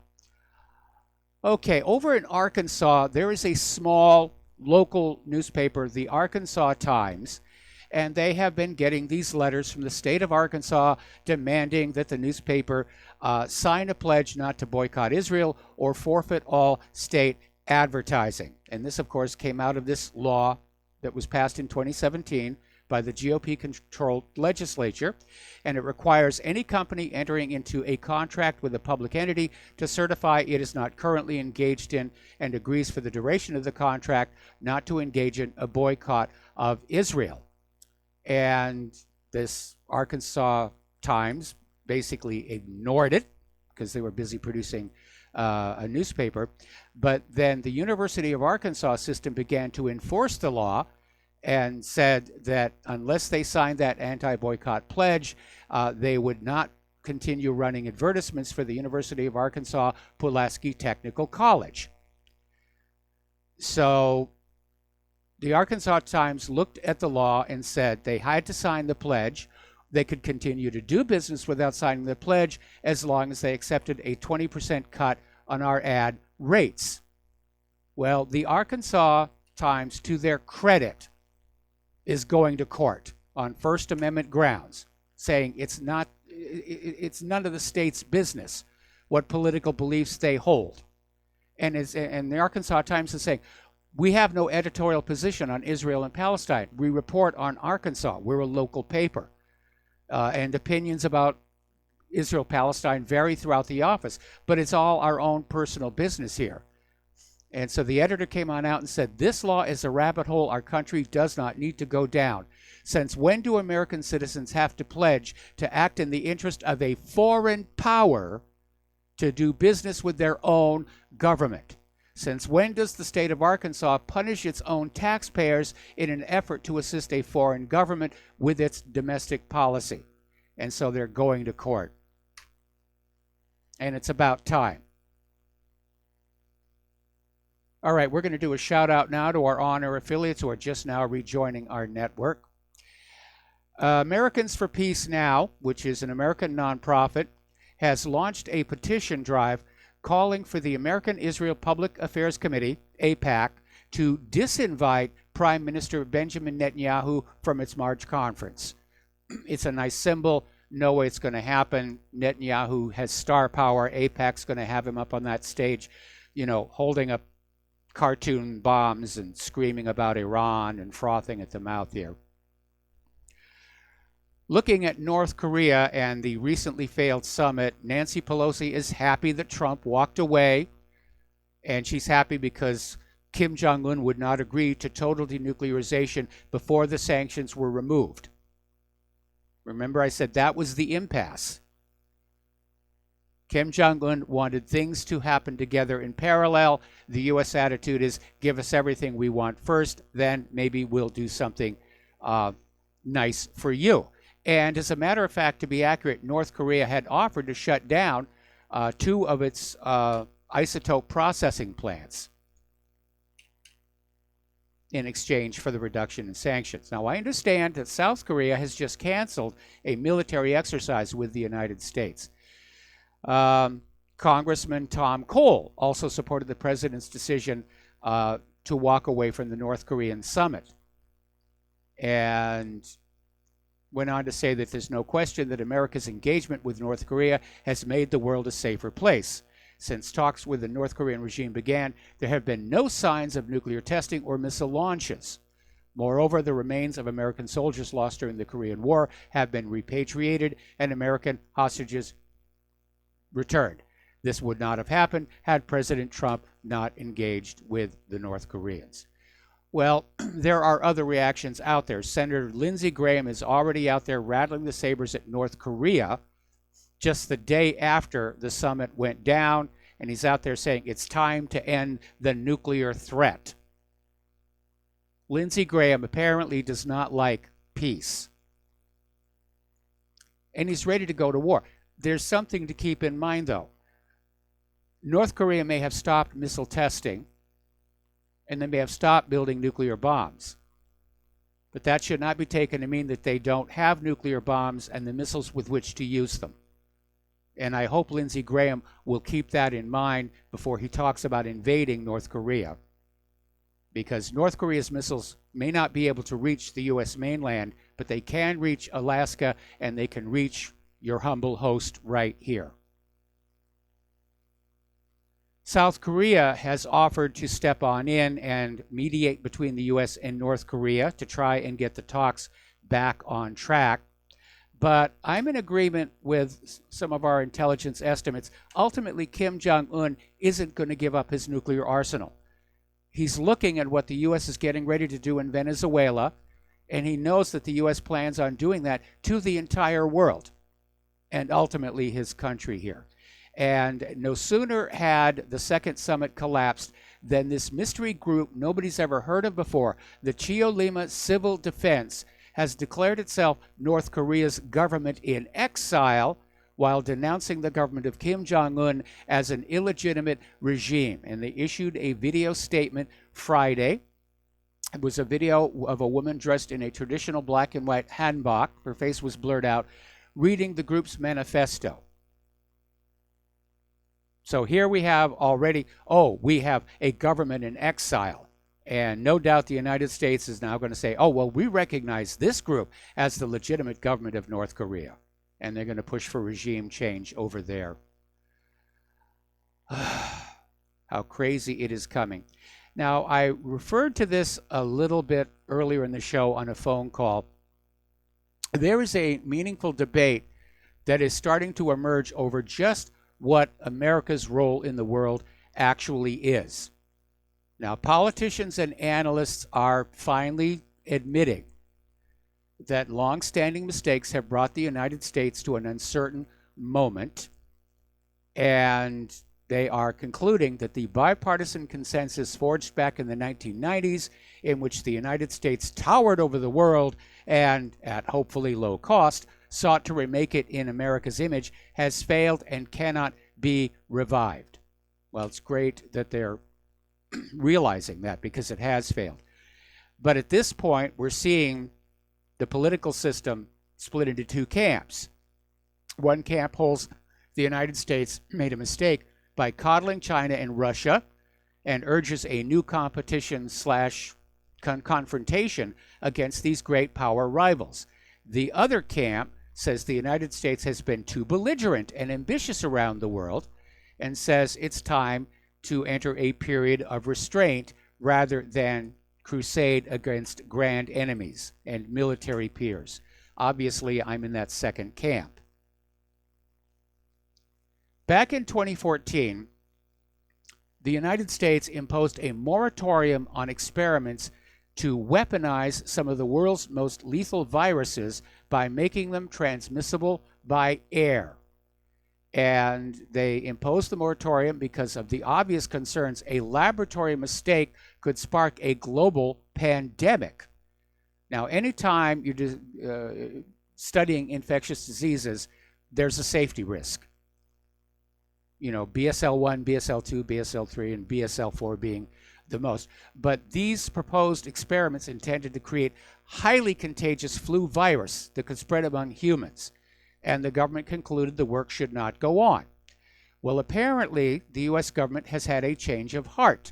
In the past year, the U.S. government quietly green-lighted funding for two groups of researchers, one in the U.S. and the other in the Netherlands, to conduct transmission-enhancing experiments on the bird flu virus, which was the research that they were doing before the moratorium. And neither the approval nor the deliberation of judgment were announced publicly. The government confirmed them only when a reporter learned about them through non-official channels. Well, there's a reporter who's doing their actual job. Now, that's a biological weapon, and it's a biological weapon with the potential to go global. It's amazing here. Over at Boeing, they're having more problems with the KC-46 tanker. Apparently, inspection of several new aircraft by the U.S. Air Force discovered dangerous debris. They found tools that had been left behind, foreign object debris such as scraps of metal in several parts of the plane that could cause damage to the tanker's equipment over time, or worse, cut electrical wiring. And for those of you who are my age, you probably remember when the F-16 first came on out, there were a whole series of crashes that turned out to be the wiring harness during those high G turns. It was rubbing against the inner frame of the airplane and shorting out. And the U.S. lost more pilots to that wiring harness problem than it did to enemy action.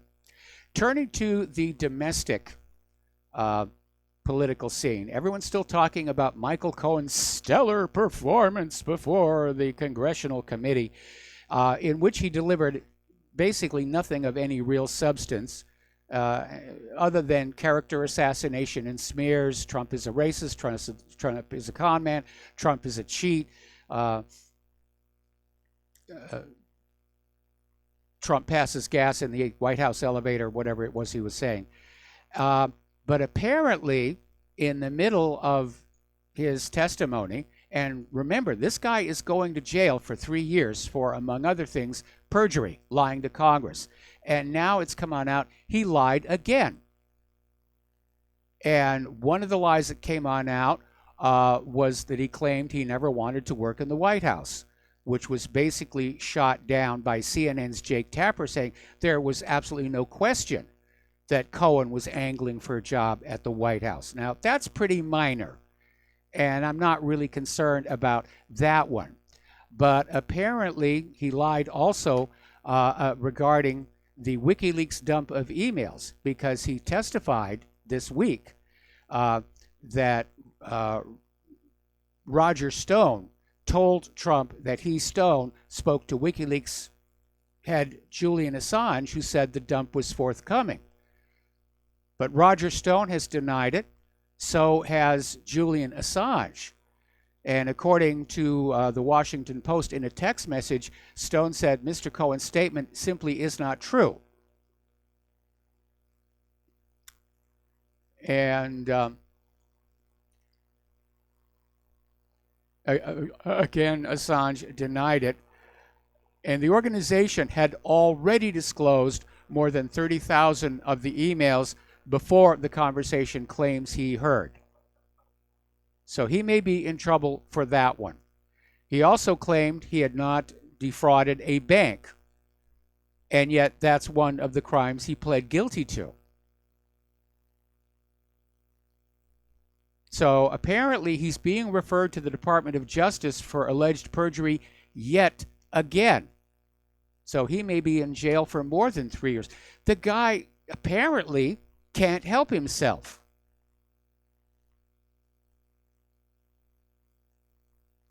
Now, over at BBC, they're saying that Cohen might be a bigger legal headache for Trump than Mueller, saying that, he brought these checks signed by Trump to bolster his claims of a pattern of criminal and dishonest practice. Now, all of these allegations are far removed from the collusion allegations that led to the special counsel investigation and concerned Trump's businesses. They are far afield. They've got nothing to do with it. It's just gratuitous bashing and fishing expedition, and immaterial to any kind of criminal charges. What Cohen is saying is basically, Trump was lying to the public and the media. Well, I hate to disappoint all those pro-impeachment people. It's not a crime to lie to the public or the media. If it were, most of the members of that congressional committee would be serving time right next to Cohen. All right, we're coming up here on another commercial break, and we'll be right back after these words from our sponsors.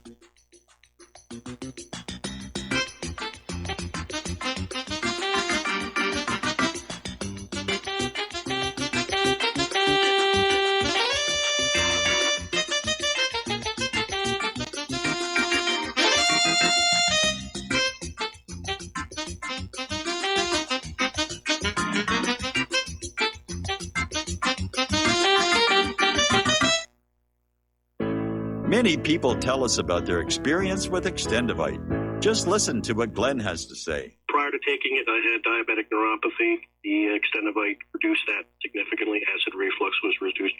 I had athlete's foot, very severe. Trimmed that down to about 75%. Dandruff, almost completely gone. I had occipital neuralgia at the base of my skull. I was having migraines, reduced by about 90%. Heart palpitations, my heart would kind of stall out. I would skip a beat. Very uncomfortable. And when walking from downstairs going to sleep, by the time I got to the bedroom, which is just one flight of stairs, my heart was pounding coming out of my chest. My vision was blurry. This completely solved that problem. Great product. Thanks. Tell us your story. Get Extendivite today. Call 1-877-928-8822 or visit heartdrop.com. Extend your life with Extendivite. Folks, we're living in a world the likes of which we've never perceived any clearer than we do now. The plan for global governance has been in the works for generations and would have likely been achieved by now, but for the fact that the globalists left open their Achilles heel. With all their tools, Federal Reserve System, fiat currency, no child left behind, and then Common Core education introduced to our schools to dumb us down,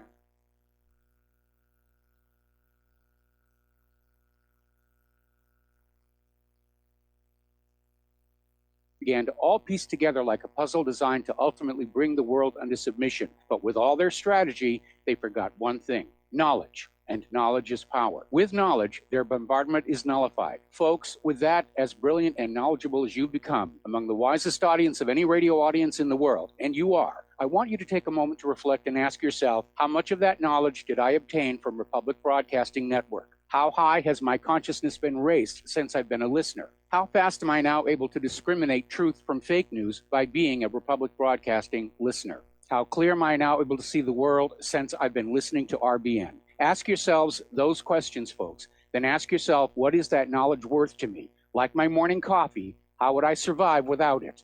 A voice of truth in a sea of lies. Do we not all need to make sure it survives? Like public broadcasting, we are now finding we can only survive with listener support. Censorship, advertisers being attacked, truth itself being attacked. It's the only way through this. We at Republic Broadcasting humbly ask you to become a supporter. Look at your budget and make a determination of what Republic Broadcasting is worth to you and what you can afford on a monthly basis. Go to republicbroadcasting.org and pledge $20, $30, $40, $50, if possible, $100 a month or more if it's affordable. Click the donate button and become a regular monthly donor. Assure both us and yourself that Republic Broadcasting truth will continue to flow like that morning coffee. The network thanks you. What this country is coming to, I sure would like to know. If they don't do something by and by, the rich will live and the poor will die. Doggone, the panic is on. Can't get no way, can't draw no pay. Unemployment getting worse. And aloha, America. Welcome back to the show. And on the subject of Michael Cohen, and apparently He can't help himself. Apparently, in his closing remarks early this week, he made this comment: if Trump loses in 2020, there will never be a peaceful transition of power. Well, I remember back in 2016, it wasn't exactly peaceful after Hillary Clinton lost. But Cohen wasn't there to provide any factual information. He was there to basically hand the Democrats ammunition on which to campaign from now until 2020. And that was his job. Now, given that neither Mueller nor Cohen have come up with anything substantive, and even Nancy Pelosi is now backing off on the impeachment talk. The House Democrats are opening an investigation into abuses of power by President Trump through his attacks on the courts, the Justice Department, the FBI, and the media. And the inquiry will include Trump's public humiliation of former Attorney General Jeff Sessions, his attacks on actions by the liberal Ninth Circuit Court, and his abuse of reporters as dishonest and enemies of the people. In other words, they're investigating his Twitter account. That's it. Well, at the risk of stating the obvious, all of Trump's opinions on Twitter are protected under that First Amendment. This is just the Democrats trying to harass the White House, harass Trump, keep him tangled up with all these investigations. It's amazing. All right, we're going to take a phone call. James in Charlotte, aloha. Welcome to the show. What's on your mind? Yeah, hi, Mike. I wanted to inform everyone I've now determined how the human race is going to ultimately meet its fate. It's not going to be by global warming. It's not going to be by global cooling. Hopefully, it's not going to be by nuclear war. I've determined we're going to all drown in plastic garbage. This is something that I haven't even heard it mentioned, much less discussed in any kind of rational manner, because people are so busy screaming at each other over climate change. But this is something that is destroying the environment at a horrendous rate. It really is a problem. We were talking about microplastics being found in the gut of sea life all the way down at the bottom of the ocean in the Challenger Deep. And every time I hear this topic come on up, the first thing I want to know is, a few years ago they were talking about biodegradable plastics. What happened to that? Where did that go? I thought it was a great idea because, plastics are a problem. You drive down the road, you see them, off to the side of the road. It's going into the landfill. And plastics that would, after, say, a year, basically decompose back to organic compounds sounds like a really good solution. And I don't know why that idea went away. Was it just the corporations didn't want to spend the money? And the EPA just said, well, it's not that big a deal anymore. I've got kind of an idea of what happened. A good friend of mine orders a lot of pet food. She's got a menagerie in her home. Actually, she's got a small farm with quite a number of animals, and she orders a lot of different types of pet food to be delivered. And one of the companies a couple of years ago decided they were going to put all of their packaging in biodegradable rather than styrofoam and all kinds of other stuff. It was all going to be biodegradable. Yes.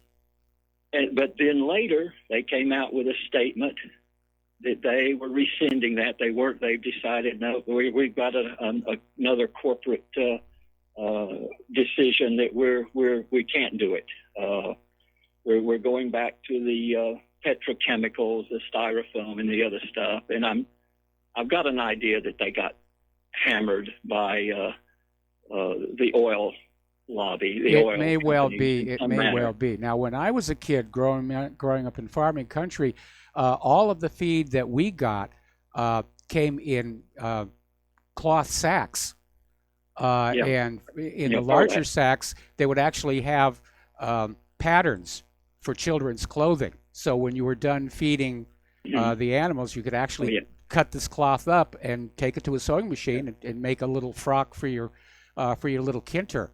And I thought that was a pretty cool idea of repurposing.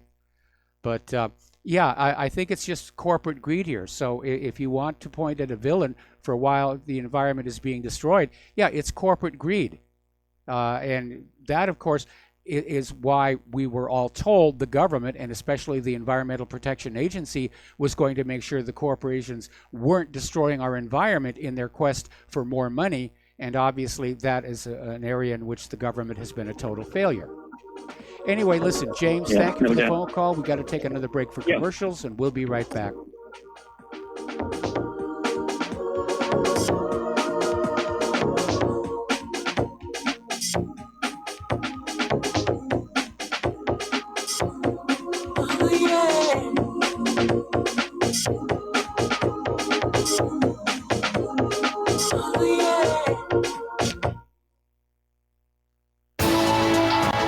You are tuned in to the Republic Broadcasting Network. Visit our website by going to republicbroadcasting.org.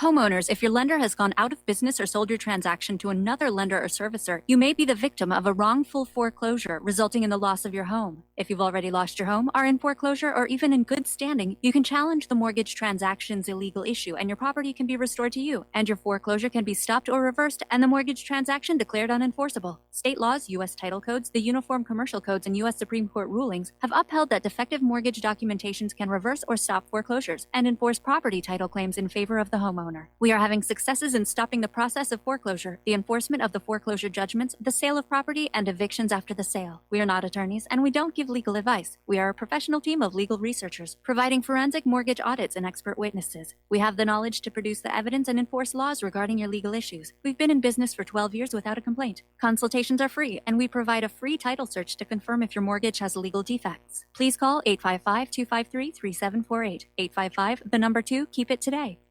I'm getting older and noticing that my body just doesn't work as well as it used to. So I like to keep fit as possible by hitting the gym a few times a week. Recently, I started having a nagging bicep pain, and it got so bad I couldn't even lift the weights. When I was complaining about it to a friend, he told me about Angioprim. He said chelation helps remove toxins, heavy metals, and cholesterol in veins and arteries that may cause blockages. You know, after just 1 week of taking Angioprim, the pain was gone, and now I'm back in the gym full strength. Scientific research proves the active ingredient in Angioprim has superior oral chelation action that helps promote cardiovascular health. So to learn more, go to angioprim.com. That's ANGIOPRIM.com, or talk to a trained consultant. Call Angioprim toll free at 877-882-7221. You'll feel better with more energy. Call 877-882-7221 or go to the website angioprim.com. Without the right accessories, any guy can be off the mark. Whether you've invested thousands in your arsenal or you own a single trusted firearm, a visit to AROutfitting.com is in order. It's one of the finest online selections of tactical optics and AR parts and add-ons, like EOTech, quick target acquisition with no peripheral loss. Browse the full range of Nikon scopes and binoculars. AROutfitting.com can illuminate your world with Streamlight gun-mounted lights from keychain to large handhelds up to 1,100 lumens. Find some stability with Battenfield tactical bipods. AirOutfitting.com has CMMG gun parts, barrels, assemblies, handguards, part kits, and more. Plus mag-full clips and magazines. I know I've got you excited, so take a breath. Head to AirOutfitting.com. The site's super easy to navigate and features a ton of technical info, including links to manuals. We also welcome vendor and manufacturer inquiries. Remember, if you don't see it, we can get it at AROutfitting.com. If you got the money, honey, we got the bombs. We'll plant 'em anywhere you like and blow up anyone. Whip this world into a frenzy, killing babies, dads, and moms. If you got the money, honey, we got the bombs. If you got the money, well, we won't say we did. The tower. And Aloha America, welcome back to the show here. Representative Ilhan Omar is calling for the overthrow, or is calling the overthrow of dictator Trump inevitable. She actually tweeted out a call for the overthrow of the duly elected American president. Do you even recognize America anymore? Apparently, Omar doesn't. And it's interesting. A lot of the stuff she says, I'm in agreement with. This one, again, is way over the line.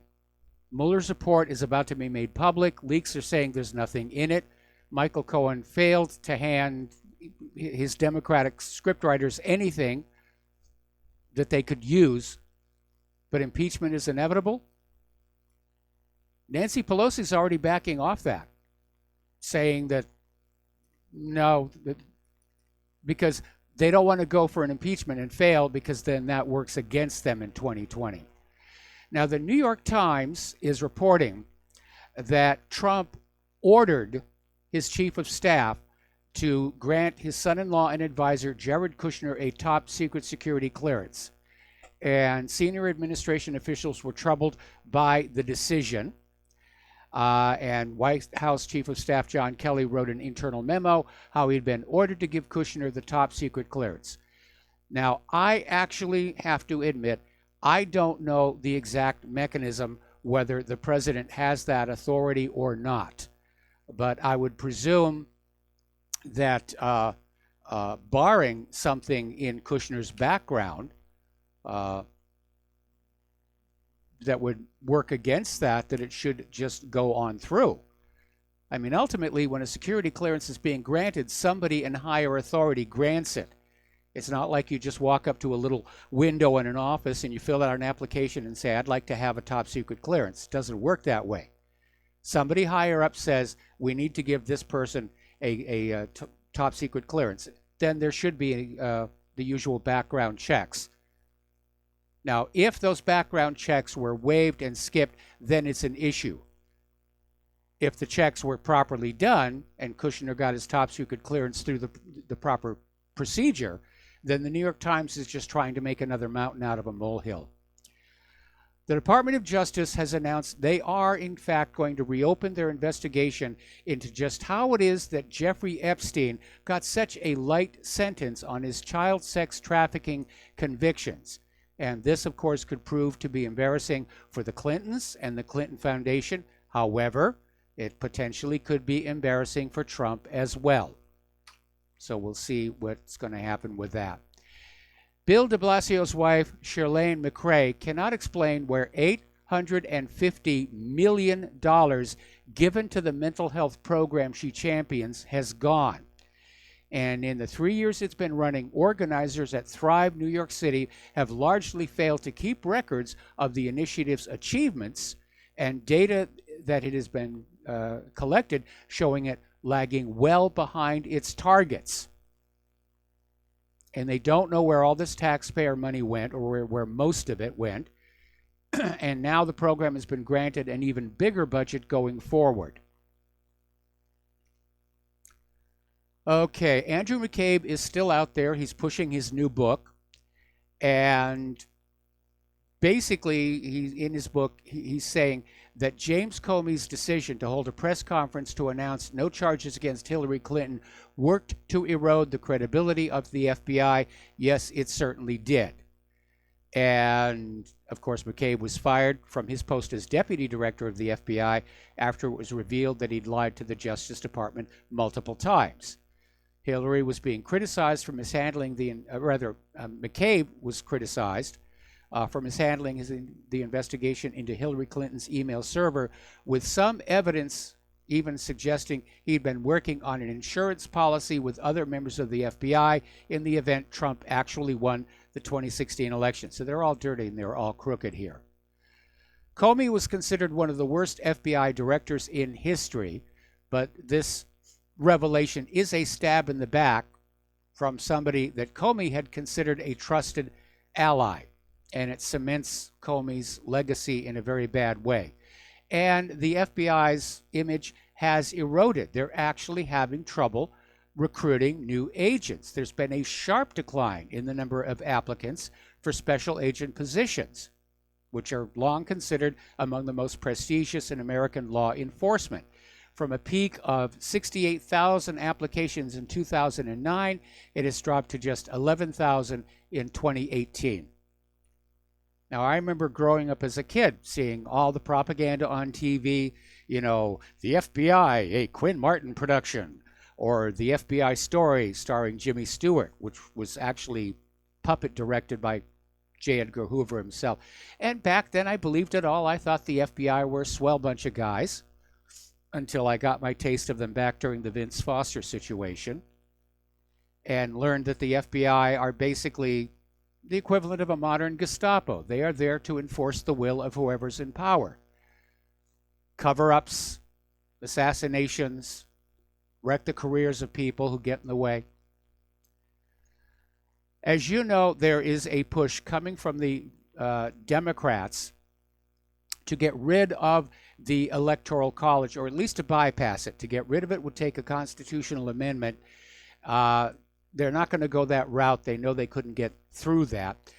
So what they're doing is they're going to all these states to get them to sign an agreement where they will pool their electoral votes and give them to whoever wins the popular vote as a whole. That's how they're going to bypass the Electoral College. The Washington Post is saying that the Democrats may be committing electoral suicide this way, because they're misinterpreting their mandate and overestimating the popularity of their agenda.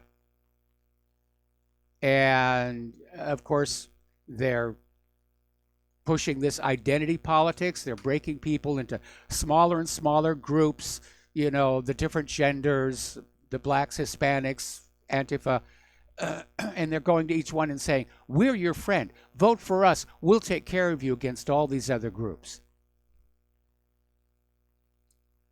Now, getting on back to the Electoral College, the former governor of Maine, Paul LePage, is saying that getting rid of the Electoral College, or bypassing it, as the Democrats are trying to do, would basically leave white people forgotten, as they wouldn't get anything to say, because you're going to see the popular vote won and lost in these major states like California, Texas, and Florida.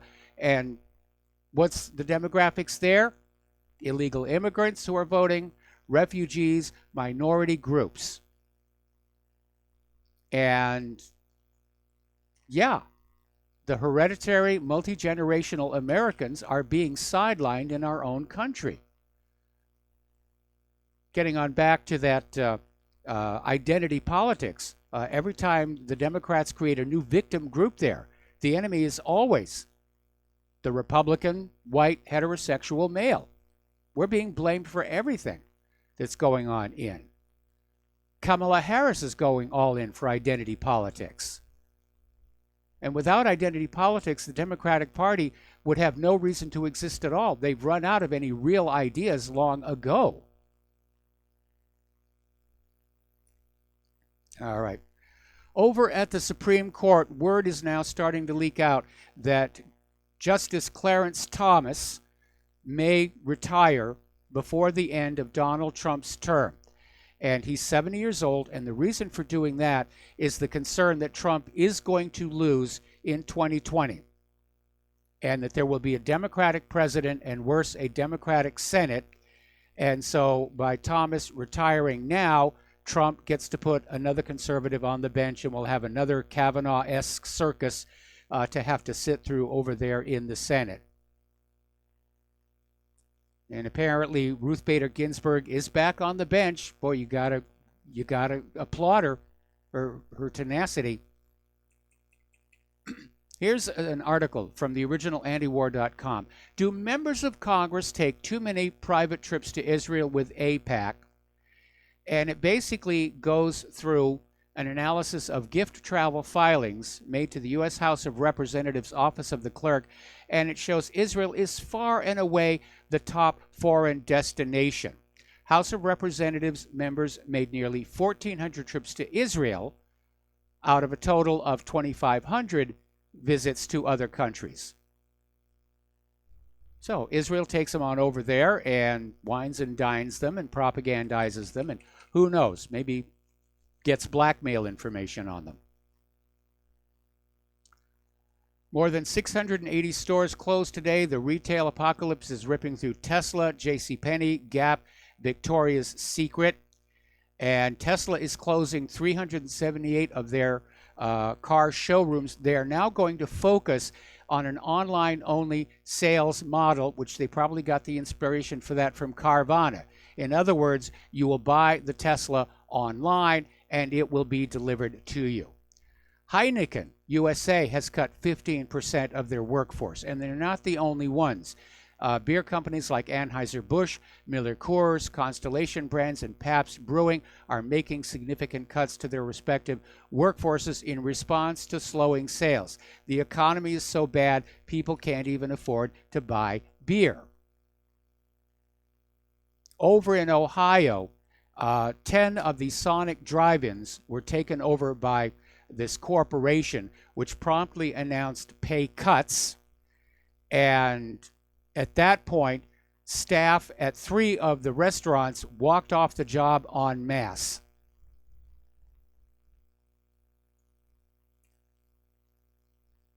And they tell us the economy is booming. That's what Mike Pence said the other day here. Okay, now, since we're coming up to the top of the hour and the lovely Lady Claire, I'm going to skip on down to get our daily dose of human-caused global warming. In South Lake Tahoe, California, crews were plowing the snow-covered streets and literally bumped into a car completely buried under a massive mound of snow. And it's good that they did, because inside was a 48-year-old woman who'd been trapped there for 5 hours. And if they hadn't stumbled across the car with the snowplow, she probably would have died from exposure here. Over in Wisconsin, they can't keep snowblowers in the stores. As soon as they get them off the truck, they're out that front door. So business is good over there. Interesting little article that came out in the LA Times, a February to remember. It never got to 70 degrees in all of February in Los Angeles. And it's talking about how all these places of business who don't have heating systems, they're having to get space heaters, portable heaters. And restaurants are telling their waiters and hostesses to wear warmer clothing, even in restaurants where skimpy attire is kind of the attraction there. And over at CPAC, the Conservative Political Action Conference, which is going on right now, they're going after the Green New Deal and saying they want to take away your hamburgers like Stalin did.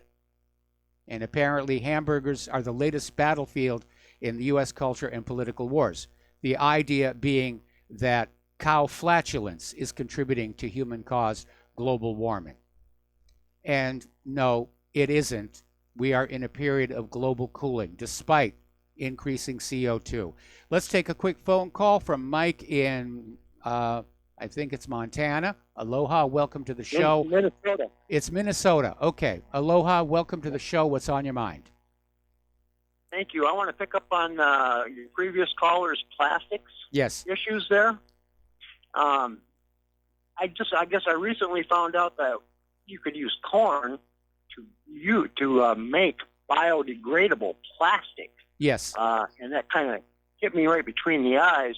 I think the only way we're ever going to get this under control is to tax companies that continue to use non-biodegradable packaging.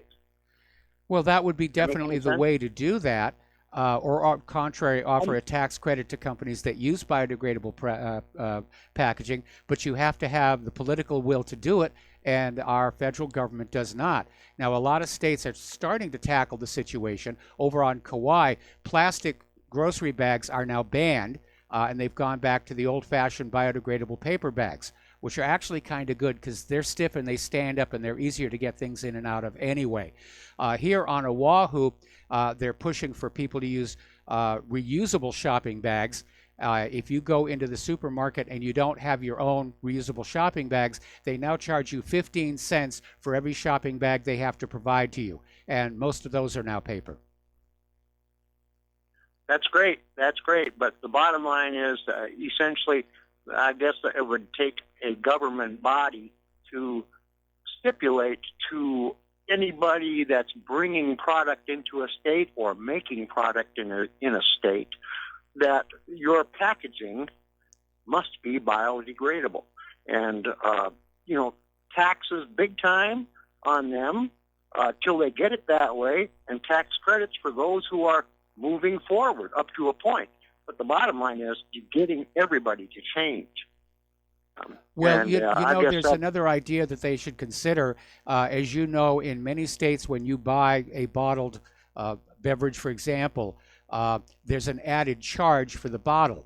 And in theory, if you take it back to a recycling center, you get that money back. And they had that same system when I was a kid. It was called the deposit, where when you'd buy a bottle of Coca-Cola or something, there'd be a few cents deposit on the bottle, and you'd take the bottle back to get the 3 cents.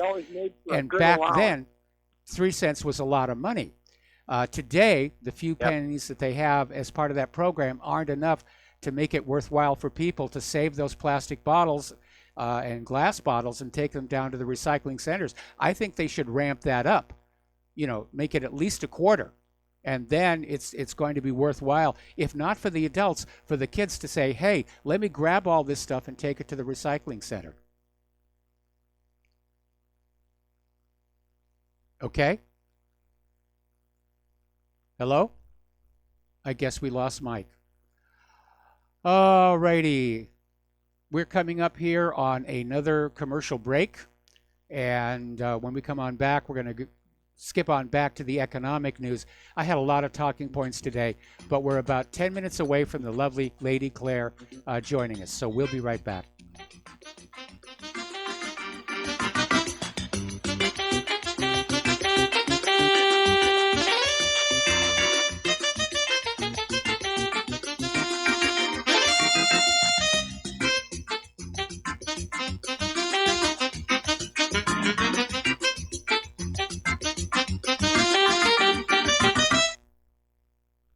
Tired of being lied to by mass media? It's growing more and more apparent today that news is received less and less through standard media outlets. Even with a growing audience every day, RBN is beginning to direct more efforts into social media. Social media and the use of the internet is fast becoming the primary source of people for news, regardless of demographic. RBN has set out to provide some of the best news on the internet through republicbroadcasting.org, and also has begun to use the tools to our advantage by way of social media. Republic Broadcasting is now operating a Facebook page to function as yet another avenue to have our collective voice reach new audiences across not only America, but across the globe as well. The Facebook page features not only news, but also an RBN player to listen to our broadcast. Get involved by visiting facebook.com/Republic Broadcasting and liking our page and share it with your friends and family, because you can handle the truth. February is Heart Month. Every year for the month of February, to show our appreciation to Extendivite's faithful customers, we have a sale. If you would like to try Extendivite, now is the time to get a few months ahead and really give Extendivite the time to show you how it works. Most of Extendivite's long-term customers wait for this sale to stock up. People and doctors tell us about the unbelievable improvements that they have experienced in their overall health, not just the heart. Extendivite wants you to experience the power of these herbs. Get a 4-month supply for only $115 for either the capsules or tincture.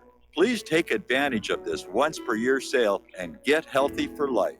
To order, call 1-877-928-8822 or visit heartdrop.com or find us on Amazon. Extend your life with Extendovite. Homeowners, are you in foreclosure, expecting to be served with a foreclosure lawsuit, or suspect your lender has coerced you into an illegal mortgage transaction? A huge number of mortgages made in the last 10 years have legal issues and are possibly defective. State laws and the U.S. Supreme Court have upheld that defective mortgage documents are grounds for foreclosure defense and for counterclaims in favor of the homeowner. If your mortgage has been sold or assigned since closing the loan, it may be defective and you may be paying the wrong party, and the lender may not have standing or the right to foreclose or collect payments under the law. If you would like to know if your mortgage is legal or not, or know if you are paying the right party, we can help. Our initial consultations are free of charge. We are not attorneys. We are legal researchers and work closely with experienced lawyers who know how to help you find the evidence to help you keep your home. Call toll free 1-855-2-KEEP-IT. That's 1-855-2-KEEP-IT today.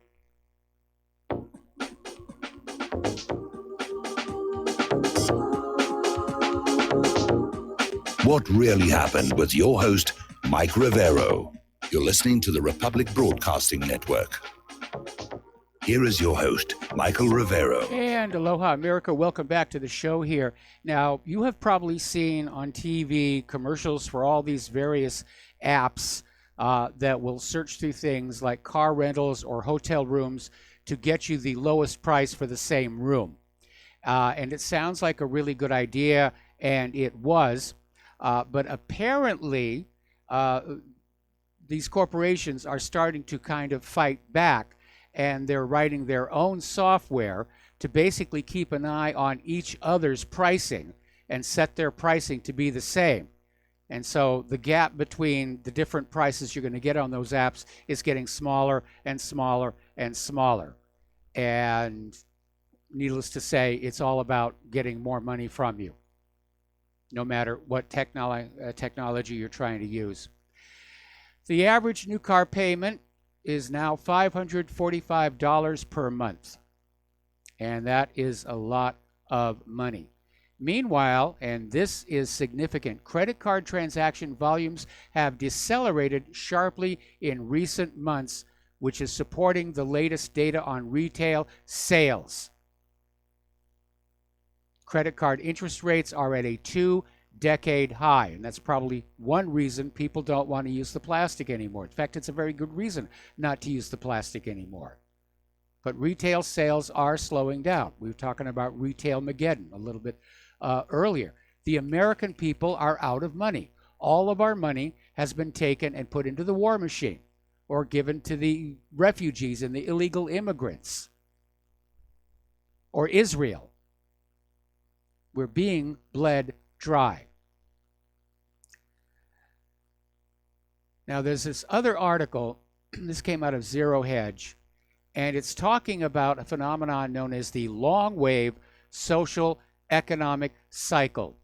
And this is a cycle that nations and economies go through, and it lasts many, many, many years, decades in fact. And basically says we are now entering the winter part of the cycle. And it's basically a disintegrative phase where you have a souring social mood, a loss of purchasing power, stagnating wages, rising inequality, devaluing currencies, rising debt, political polarization, and elite disunity are all manifestations of this phase, and by golly, it fits it to a T with what we're seeing before us right now. Over at BRICS, they are developing a new joint payment system called BRICS Pay, and it's their own special online wallet to integrate the payment systems of its 5 member states in order to cut dependence on the United States. So the de-dollarization of the world is continuing. Now, earlier, the corporate media was reporting that Air Force General Terrence O'Shaughnessy, who is the commander of NORTHCOM, said there was no military threat along the southern border. It turns out that was a little bit less than accurate. What he actually told the Senate committee, looking at the proposed barriers, was that there is a threat and barriers along that border could reduce it, but the big threats were Russia and China, and that our defense money was better spent there. Okay, there's our music. We're going to take a station break. When we come on back, the lovely Lady Claire will be with us.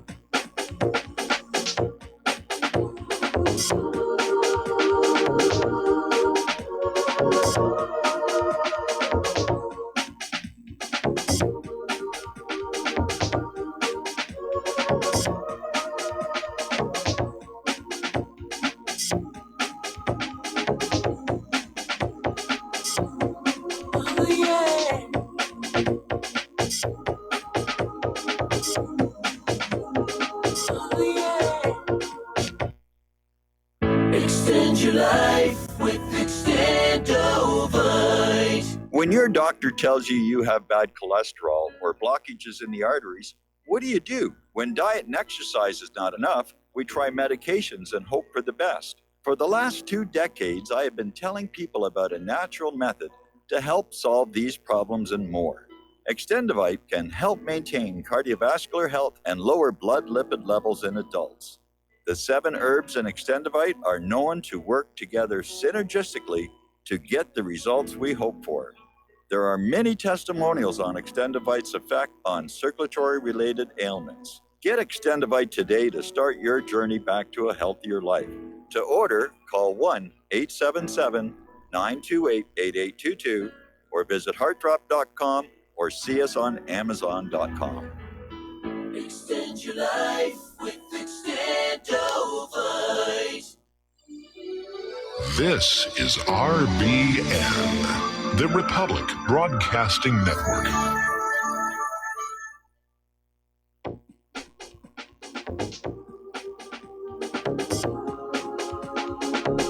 What really happened with your host, Mike Rivero, because World War III is a really bad idea. Here is your host, Michael Rivero. And aloha, America. Welcome back to our show, hour number 3. And for those of you watching on YouTube, this gorgeous creature sitting next to me is the lovely Lady Claire. As always, hour number 3 on Friday here. But before we go to Lady Claire here, I have to say, America's corporate media has become totally useless because during the station break, I was watching the Fox News feed, and with all that's going on with India and Pakistan and Venezuela and the rest of it, the stories they were running was how firefighters had managed to rescue an overweight rat trapped in a manhole cover. And this was followed by a story where the 68-year-old grandmother had accidentally floated out to sea on a chunk of ice and needed to be rescued. Okay. Anyway, so what is your first story? Well, the first story has to do with education in our country, or what passes for it. And apparently, police officers have been accused of child torture after some footage emerges of officers shoving and screaming at kids as part of a prison-inspired program to scare them into not committing Oh, that's the Scared crimes. Straight program. Yeah, it's very similar. And it's they were South Carolina sheriffs violently shoving and screaming at kids. And the video was shot by the Charlotte Observer, shows children and teens being disciplined, if that's the word for it, by officers from the Chester County Sheriff's Office. The program is called Project Storm and is aimed at high-risk youth and involves parents sending their kids to prison for a weekend to teach them a lesson. Now, the original Scared Holy Straight crud. program was nowhere near this radical. Yeah. Basically, kids who were considered high risk would be taken into a prison Yeah. where they would talk Mhm. with the convicted prisoners. They'd get volunteers from the prison population to say, do you want to talk to these kids, and say, don't make the mistakes I Yeah, did. And yeah. there's always going to be a large number of people said, yes, let's do this. And it actually did work. This, sending these kids to prison for a Mhm. weekend Yeah. to get assaulted by the prison guards. No, the sheriffs. They were The not sheriffs, yeah, okay. employees of the prison. Some of the kids who were put in this program were as young as 8 and treated like real criminals in an attempt to help curb unruly behavior. Mike, if you and I had had a kid and by maybe junior high or high school this behavior was happening, I would have to say we would be failed parents. Absolutely. Oh, and it bothers me that both the parents and police apparently believe that the only thing that will turn a child around is absolute wild-eyed, heart-pounding fear and being treated roughly. Well, there's a problem with that Yeah. because when you're using fear to coerce moral behavior instead of morality to lead to moral behavior. When the fear goes away, the bad behavior comes back, and fear always goes away. You can't sustain fear for that long. And again, with this idea of failed parents, it's not entirely the parents' fault. I agree. It's the fault of our pop culture. It's the fault of the fact that most households now, both parents have to work and the kids are left unattended to basically just watch TV and get their heads filled with pop culture. And they're not getting any guidance in their upbringing. And my question here is, why do incidents where kids are acting out in this way never seem to happen to the private schools, at the Kumans, to the Montessori schools or the Waldorf schools? And I think the answer is the teachers who were chosen to teach in those programs engage the kids, who diagnose and reach out to whatever level of understanding the kid has, and moving forward from there. Now, I know that here in the islands, the Kumon schools have an excellent reputation for turning kids' behavior and schoolwork around.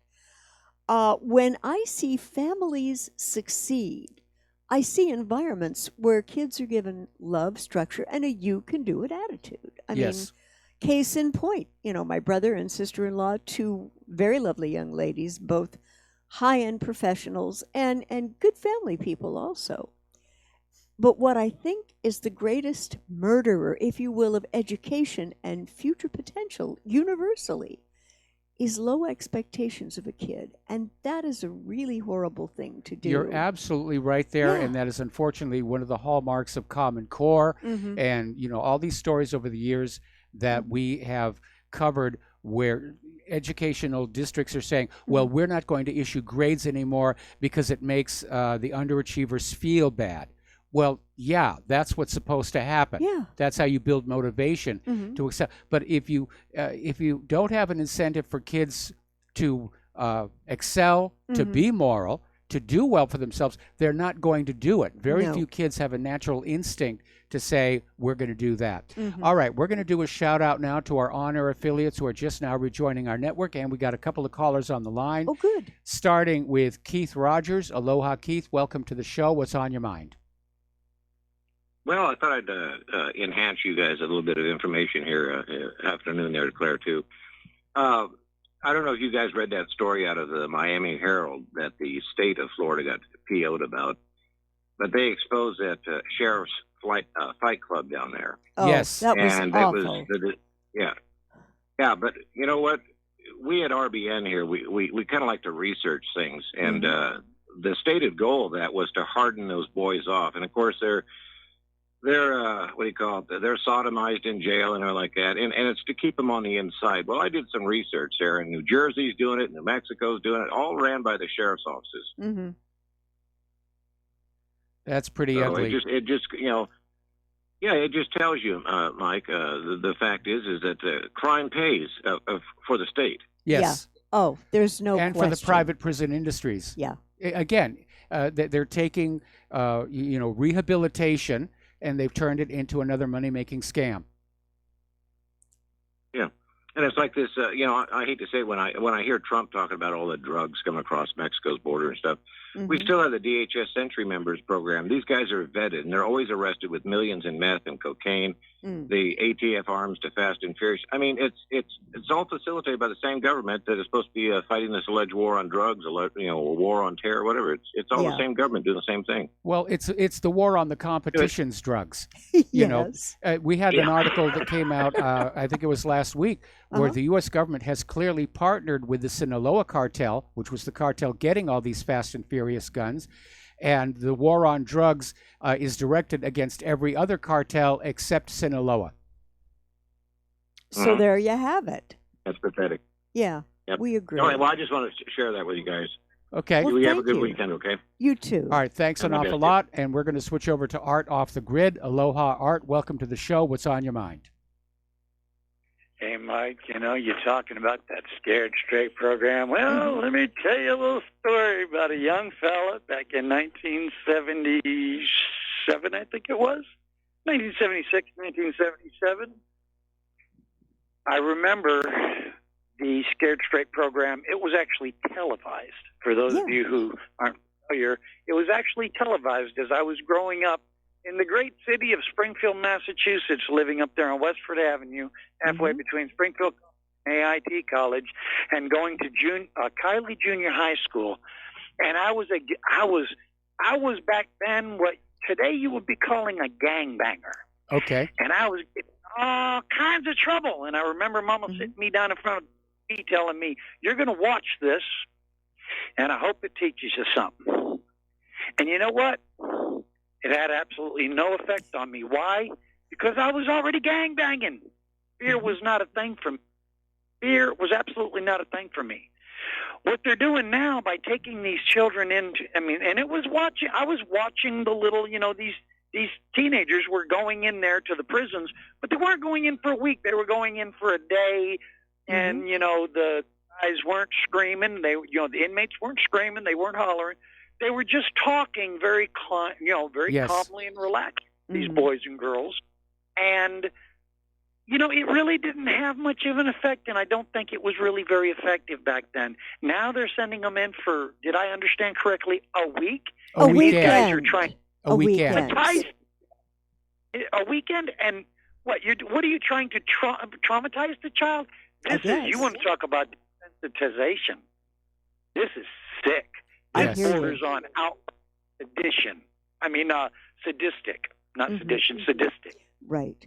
Okay? This cannot be allowed, and the parents that allowed their children to undergo this, shame on the parents. Yeah. This, in my opinion, is child abuse. This is not how you reach out to a child in trouble. Yeah. Art, can I ask a question here? What Yes, ma'am. moment caused you to turn your life away from the gangs? What happened to you?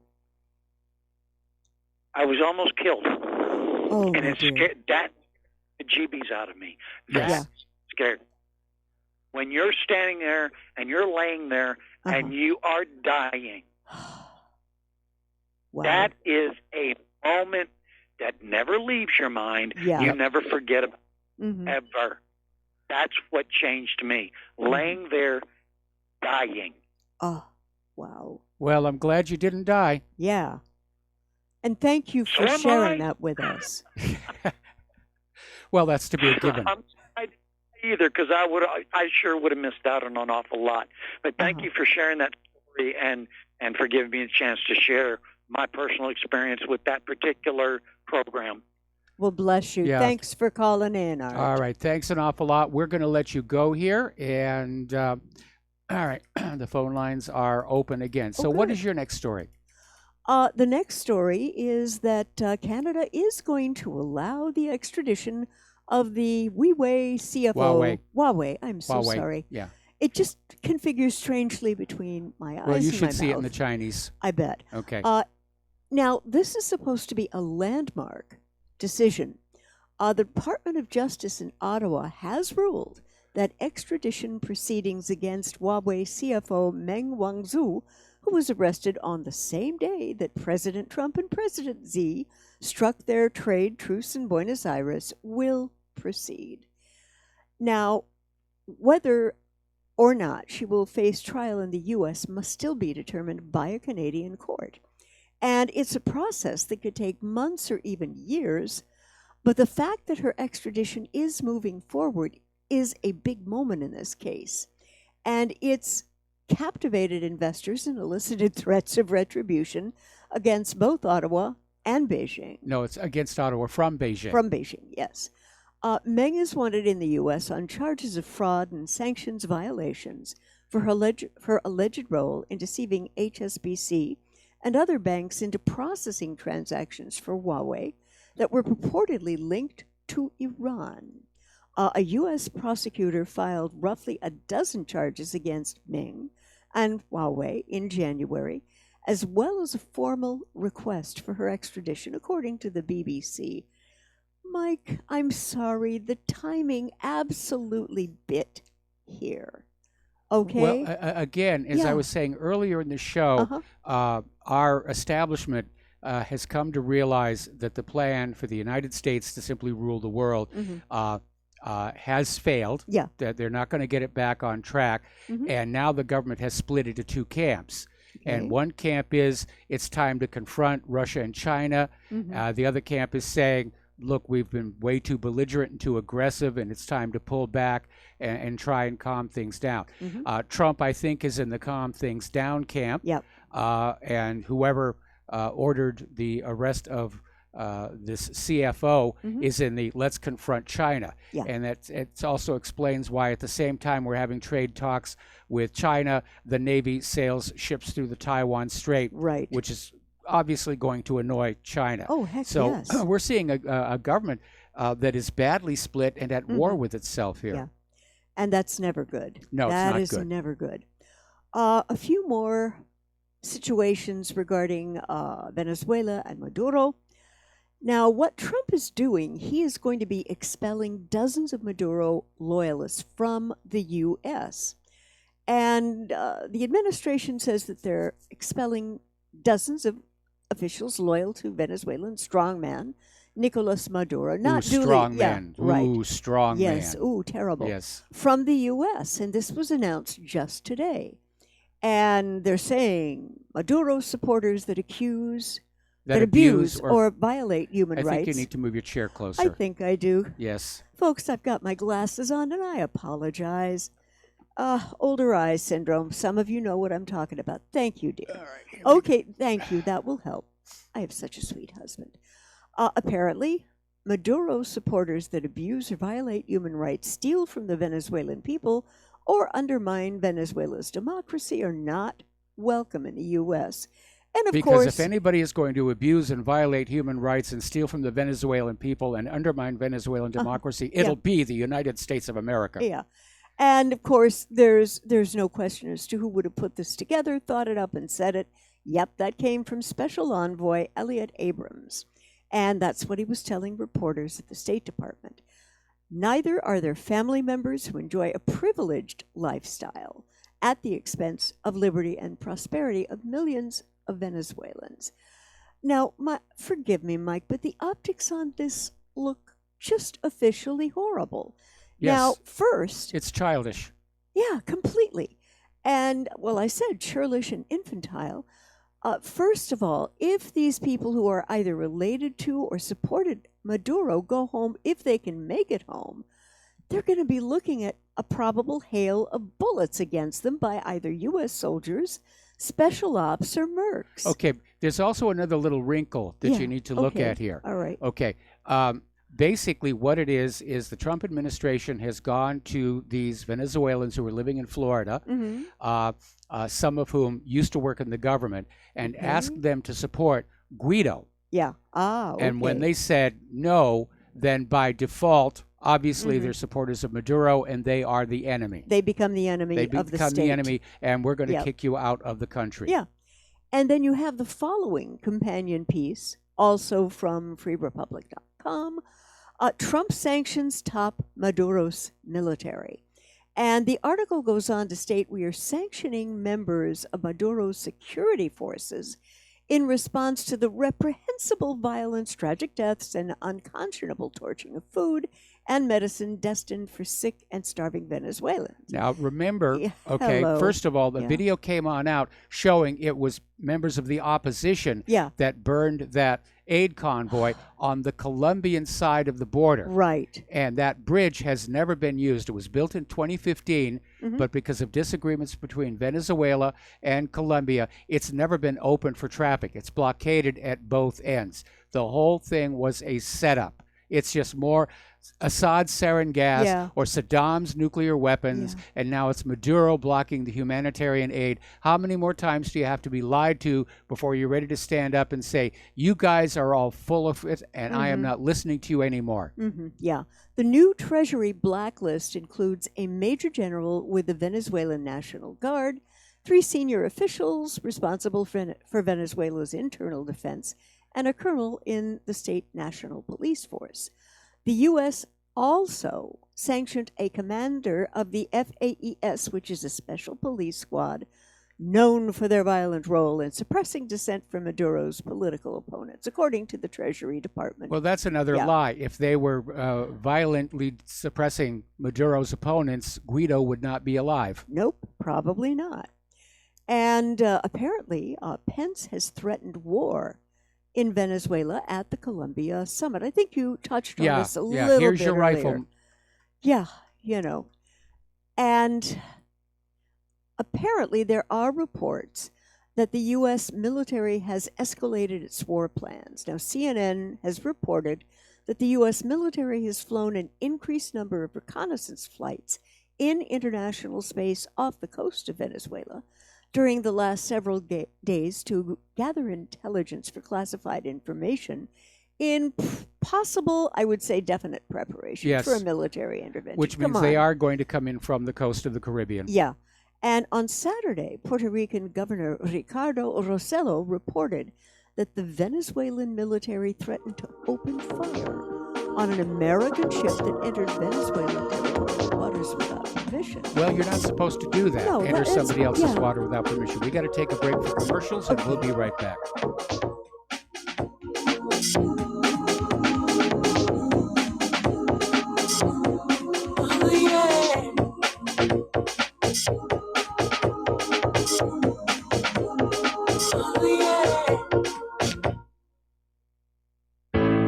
The reviews for Extendivite are amazing. Here are some from Amazon. September 2018. Extendivite works in keeping my blood pressure in the normal range. I've been using Extendivite for many years now. May 2018. Great product. I use regularly and I rarely get sick. March 2018. This product has relieved what appeared to be angina pain in my chest and shortness of breath after climbing stairs. I'm quite happy about it. February 2018. My husband, son, and I have been using this product for a few months now, and we have noticed an improvement in our joints and blood pressure. Tell us your story. Get Extendivite today. To order, call 1-877-928-8822. That's 1-877-928-8822, or visit heartdrop.com. Extend your life with Extendovite. Folks, we're living in a world the likes of which we've never perceived any clearer than we do now. The plan for global governance has been in the works for generations and would have likely been achieved by now, but for the fact that the globalists left open their Achilles heel. With all their tools, Federal Reserve System, fiat currency, no child left behind, and then Common Core education introduced to our schools to dumb us down, vaccines, pharmaceuticals to lobotomize us, GMO foods, insertion of compromised or bought and paid for politicians, judges, mainstream media propaganda, all pieced together like a puzzle designed to ultimately bring the world under submission. But with all their strategy, they forgot one thing: knowledge. And knowledge is power. With knowledge, their bombardment is nullified. Folks, with that, as brilliant and knowledgeable as you've become, among the wisest audience of any radio audience in the world, and you are, I want you to take a moment to reflect and ask yourself, how much of that knowledge did I obtain from Republic Broadcasting Network? How high has my consciousness been raised since I've been a listener? How fast am I now able to discriminate truth from fake news by being a Republic Broadcasting listener? How clear am I now able to see the world since I've been listening to RBN? Ask yourselves those questions, folks. Then ask yourself, what is that knowledge worth to me? Like my morning coffee, how would I survive without it? A voice of truth in a sea of lies. Do we not all need to make sure it survives? Like public broadcasting, we are now finding we can only survive with listener support. Censorship, advertisers being attacked, truth itself being attacked. It's the only way through this. We at Republic Broadcasting humbly ask you to become a supporter. Look at your budget and make a determination of what Republic Broadcasting is worth to you and what you can afford on a monthly basis. Go to republicbroadcasting.org and pledge 20, 30, 40, 50, if possible, 100 a month or more if it's affordable. Click the donate button and become a regular monthly donor. Assure both us and yourself that Republic Broadcasting truth will continue to flow like that morning coffee. The network thanks you.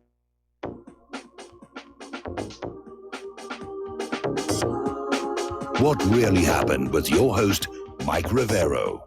Join Mike on the air. Call toll-free 800-313-9443. 800-313-9443.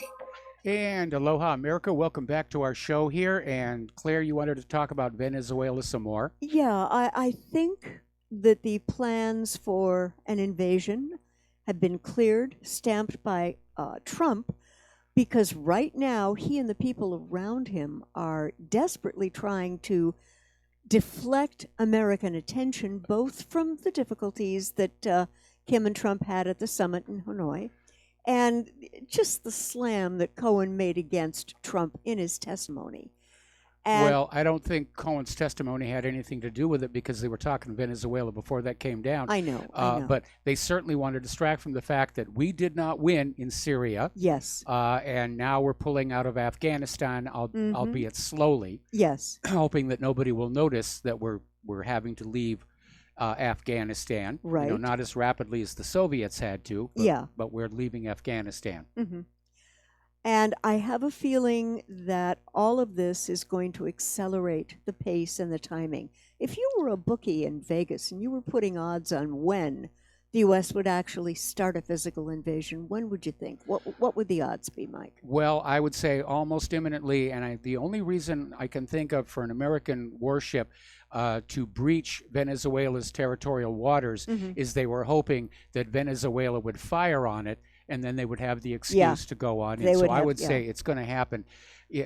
One sense I'm getting right now is as the American people become aware of what the U.S. government is really doing with all these wars, as popular support for all these wars collapses, as the world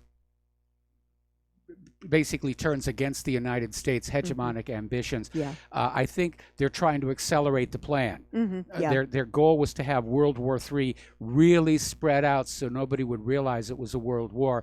And now that's not going to happen. They're going to start going. And one of the things that Mike Pence was saying when he was talking about we're going into Venezuela is he talked about, you know, we're going to bring democracy to the Western Hemisphere and, you know, get rid of socialism and everything. And that's the giveaway that it's not going to stop with Venezuela. No, I am afraid that it is not. I agree with you.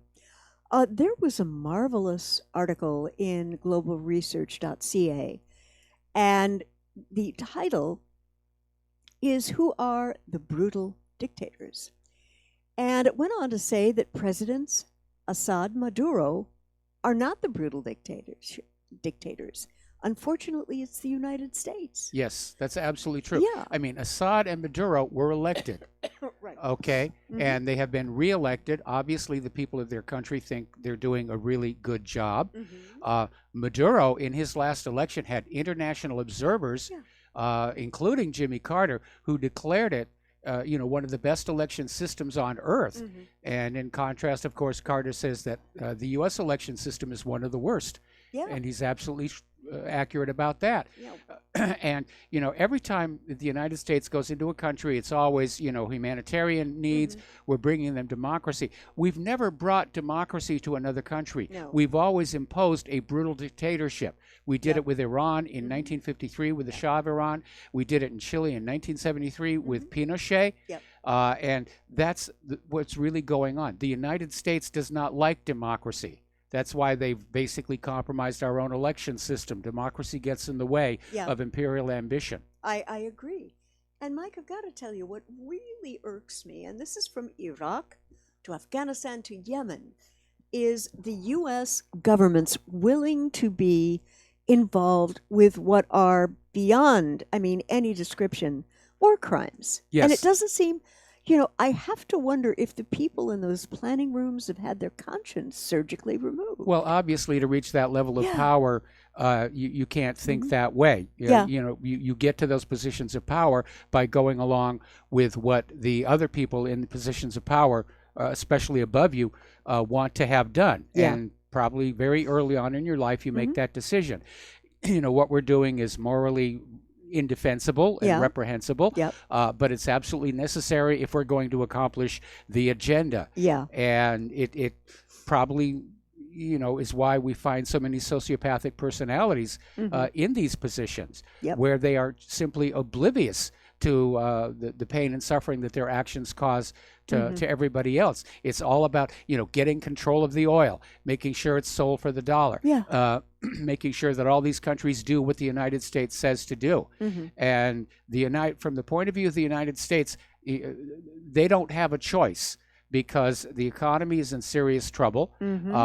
Our manufacturing, despite Trump's tariffs, it's still in trouble.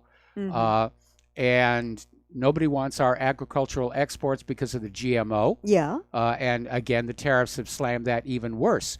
So from the point of view of the United States, the only way to get out of this economic mess that it's in is to basically plunder the rest of the planet in order to give it to the bankers. And that to them appears to be a more attractive solution than simply declaring the private central bank be shut down and nationalized.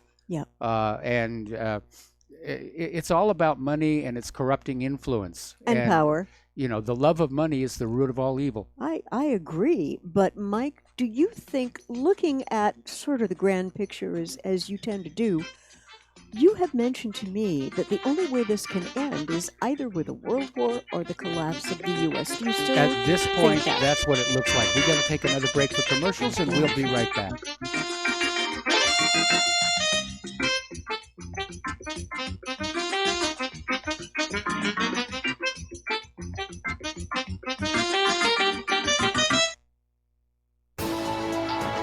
You are tuned in to the Republic Broadcasting Network. Visit our website by going to republicbroadcasting.org.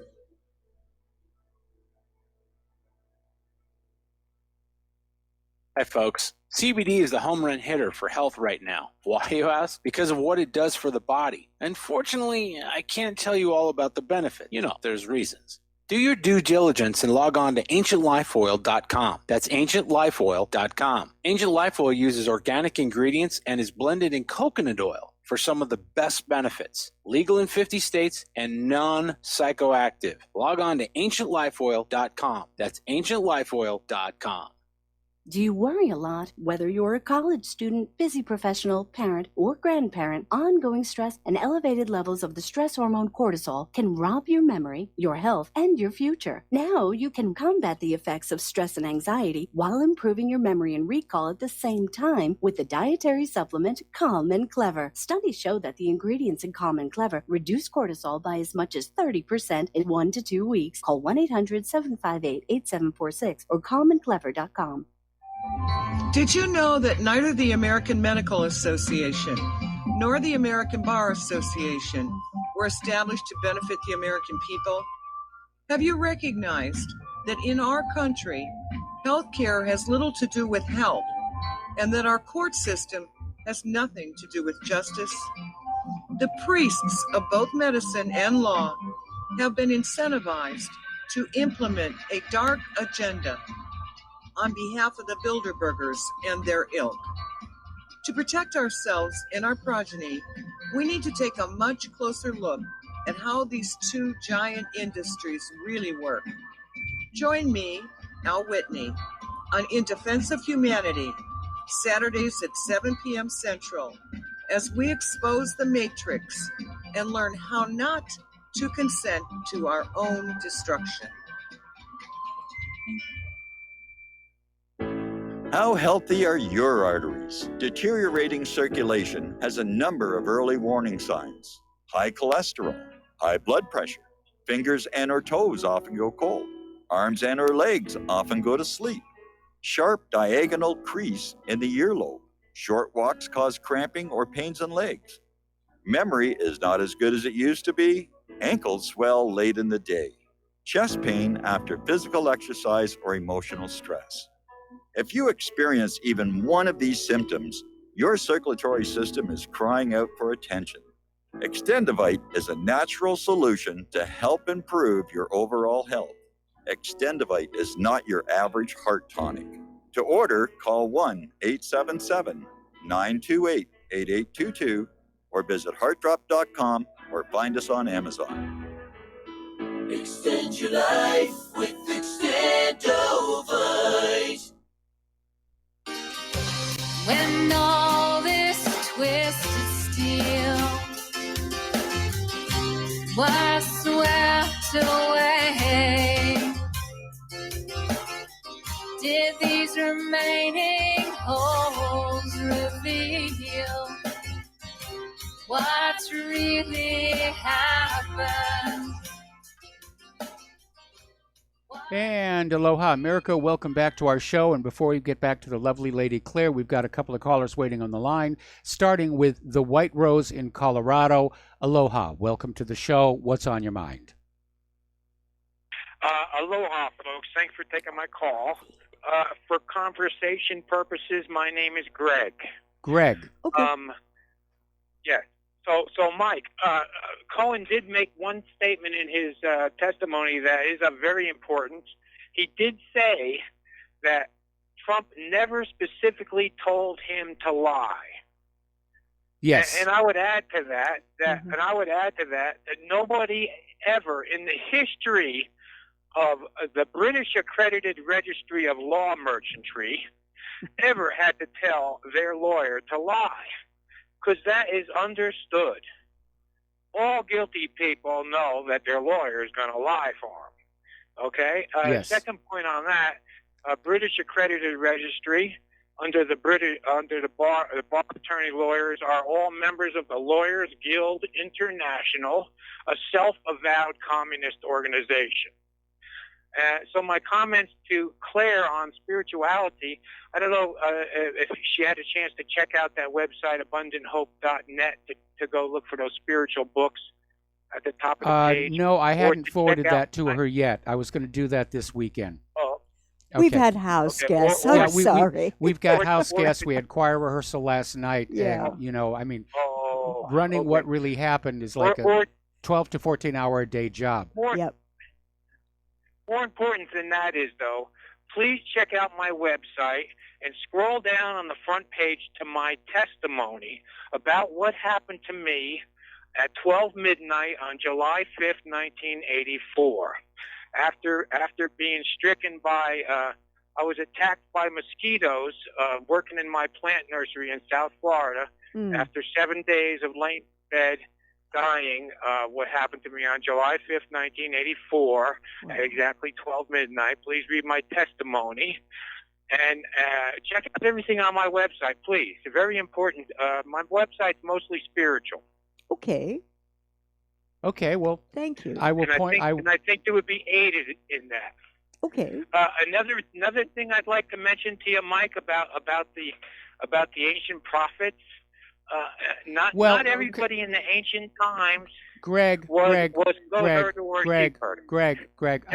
really don't want to get off into ancient prophecies, and and I understand you're a very spiritual person, but we're coming to the end of the show. We've got another caller waiting on the line, and we got a lot of stuff to get to. So thank you for the information. I will direct Claire to your website and that other page of translated holy books. And thank you very much. We're going to switch over to Mark in Georgia. Aloha, Mark. Welcome to the show. What's on your mind? Leviticus 25. It's called a Jubilee. Yes. And we need to pound on our so-called representatives that when the government, you can see this on the, I do not consent to Admiralty jurisdiction. John Satmiller put my notice there.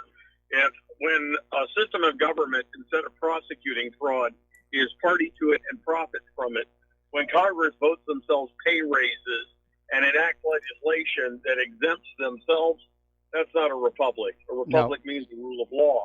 And that's the thing that Barry Loudermilk, who's my Congress critter, who claims to be there to represent you, represent me among other people in this district. And he says, well, a republic means you vote for people who represent you. It's like, that's a very simplistic and woefully inadequate definition of the term republic. It means the rule of law, and it requires that people be informed. Why don't you read Plato's Republic?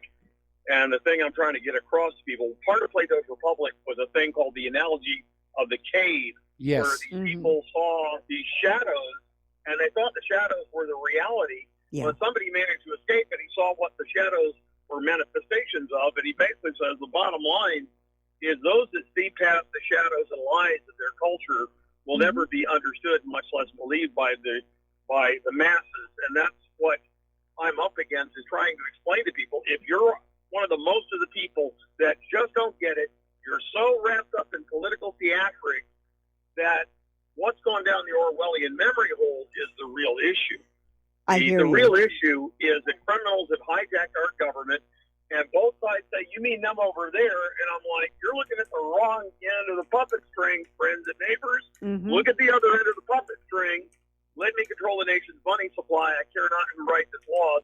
And when you cited 1 Timothy 6, verse 10, I looked it up, and I'll get the exact Greek word. It literally means the love of silver. But you're correct. It is the love of money that is the root of all kinds of evil, not money itself. Money can be used to do good. It can be used to do evil. And the problem is that this system, Mayor Rothschild technically was right, but morally completely wrong. In the sense, technically he can get his way all the time by controlling the issuance of currency, but how they use it is not moral, and that's the problem. Yeah, I guess we're on the same page there. Yeah, we and definitely you're coming are. up on the end of the show, and so I do appreciate it. And like I say, you sound a lot more moral than a lot of people. Later this month, today's the first day of March, so I'm contemplating about going to a Kufi meeting, just trying to get some contact. Hey, would you like to join my email list? And then they find out afterwards that I'm basically there to completely rebut a lot of the Schofieldian eschatology and say, this is not the biblical Israel. You're not blessing anyone. Where did you people get the idea in your head that basically it's in the book of Hebrews, if you're not disciplined, you're a bastard? And that's why I say the modern political entity called Israel is a bastard. Because, reaping the consequences of your own sins is not discipline. If you wake up with a hangover because you had a fender, I don't mean you personally. I mean, if somebody gets wasted and they get a hangover, that's not discipline. And when I talk about giving this arrogant bastard a spanking, it gets twisted into you're saying that all these people should be killed. I'm saying that impunity brings out the worst in people, and that's why we have a problem. Yes. My biggest problem with Zionism is they refuse to engage in an honest debate. They refuse to debate, here's the narrative you've been told, but you've only heard one side, and anyone who disagrees with that one side, you call us an anti-Semite, or, those are self-hating Jews, and I'm like, no, they're not. And besides that, Arabs are Semitic. So anyway, you're a blessing, and I'm praying that, I understand your misgivings about you had questions and, way back, and nobody gave you the kind of mentorship, and they should have gotten you in touch with a seminary. They should have gotten you in touch with somebody who can answer Okay. your questions. Don't want to go down that. Don't want to go down that. For now. Okay. I'm just saying I'd like to reboot if you're willing to reconsider it and say, yes, you have legitimate questions, and those questions should have been handled properly instead of saying, well, you're invited to leave because we don't want to deal with somebody who's getting so dang Socratic on us.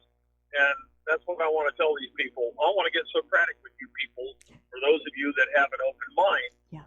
And they basically sentenced Socrates to death for his annoying habit of asking probing and challenging questions. Yeah. Does that make sense? Absolutely. Okay. Absolutely. Have a good day. All right. All right. You Well, take listen, care. Mark, thanks an awful lot. We're going to let you go, and we're going to go ahead and close the phone lines for the rest of the show because Claire's got a lot of stuff to talk about. But before we do that, I do want to make a quick comment here on, I think it was yesterday's radio show. We were talking, about some science story, and I was talking about evolution and self-replicating molecules, and I got an email from somebody saying, no, the truth is, in the Bible, and that prompted me to make an on-air comment about the idea that people who absolutely believe that the Bible is the literal truth are taking the position that a bunch of Bronze Age goat herders got it all right, and all of modern science is completely wrong regarding the origins of this planet and life. And that got me another email saying Solomon was the wisest man on planet Earth in all of time. Maybe he was. We don't really know. There isn't much that survives about him. But no matter how wise he was, he didn't have access to chemistry. He didn't have access to microscopes. He didn't have access to electricity. He didn't have access to sonar. He didn't have access to any of the modern instrumentality which allows us to explore the reality around us. And religion is a set of beliefs. And if you look at all the different religions all around the world, they all have different beliefs, and they all think they're the only one true religion. But have you ever noticed how religious belief stops at national borders? And so that tells you it's not really a universal. And I know I'm offending a lot of Christians out there, and I'm sorry if your feelings are really very hurt. But the reason I stopped being a Christian was very simple. When I was in that congregational church back in New Hampshire singing in the choir, they gave me my own Bible, and that was their downfall because I read it. And I started asking questions, and the answers I got didn't make any sense at all. And it reached the point where the Sunday school teacher literally called my parents and said, he doesn't need to come anymore. Poor baby. Yeah, poor baby. So Yeah. I had much more time on Sundays to do things like make telescopes and, Yes. Fire off water rockets and things like that, which so it worked out well for me.